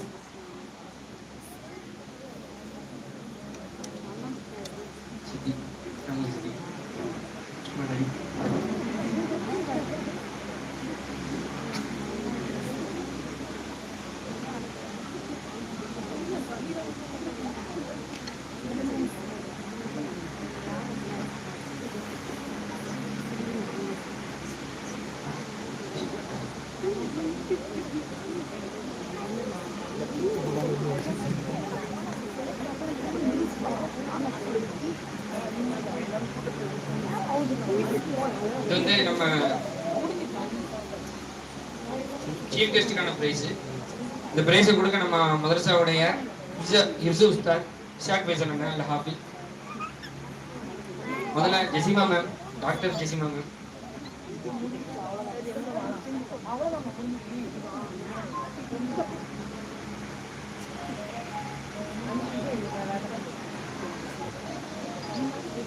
ரெண்டாவது சிதறதுல் முந்தஹா மேம், கோஆர்டினேட்டர்.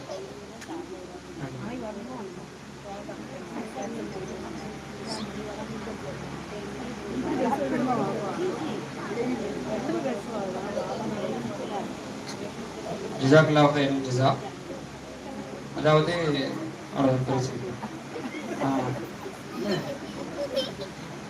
உங்களுக்கா வாரம் உங்களுக்கு பயன் நடத்துறோம். வரமோ நடத்துறதுனால தானே வரீங்க, வரதுனால தான் நடத்துறேன்னு சொல்லுவீங்களா? நீங்க வராட்டாங்க பிள்ளைங்க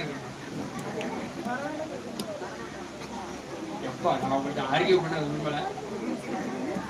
ரைட்டு, ஜஸாக்கல்லாஹு கைரல் ஜஸா. நம்ம கூப்பிட்டதுக்கு 2 மேமும் என்னது மறுக்காம உடனே வரோம் அப்படின்னு சொல்லிட்டு என்ன செஞ்சாங்க, வந்தாங்க. 2 பேருக்கும் ஜஸாக்கல்லாஹு கைரல் ஜஸா. அப்புறம் முக்கியமான விஷயம், விழாவோட ஒரு முக்கியமான தருணம், 35,000 செலவு. வானத்துல இருந்து அப்படியே உழல, வானத்துல இருந்து அல்லாஹ் தான் தரான். ஆனா வானத்துல இருந்து பணமா உழல இல்ல, யார் மூலமாக தான் அல்லாஹ் தருவான். நீங்க யார் தந்தாலும் தராட்டாலும் எப்படியாவது அல்லாஹ் எங்களுக்கு என்ன செஞ்சிருவான், பொருளாதாரத்தை தந்துருவான். மனசாக்கு நீங்க உதவி செஞ்சு நீங்க அந்த பாக்கியத்தை அழைச்சுக்கோங்க. சுப்ஹானக்கல்லாஹு வ பிஹம்திக அஷ்ஹது அல்லா இலாஹா இல்லா அன்த அஸ்தக்ஃபிருக வ அத்தூபு இலைக்.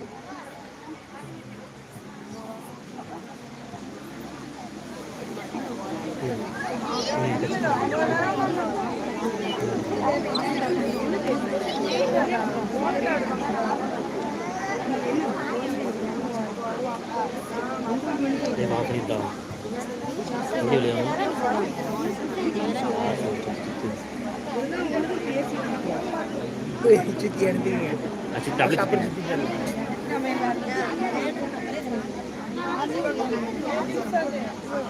வெளியே வந்துடுவாங்க. Are you sure you want to stop streaming? Okay. Slow down, man.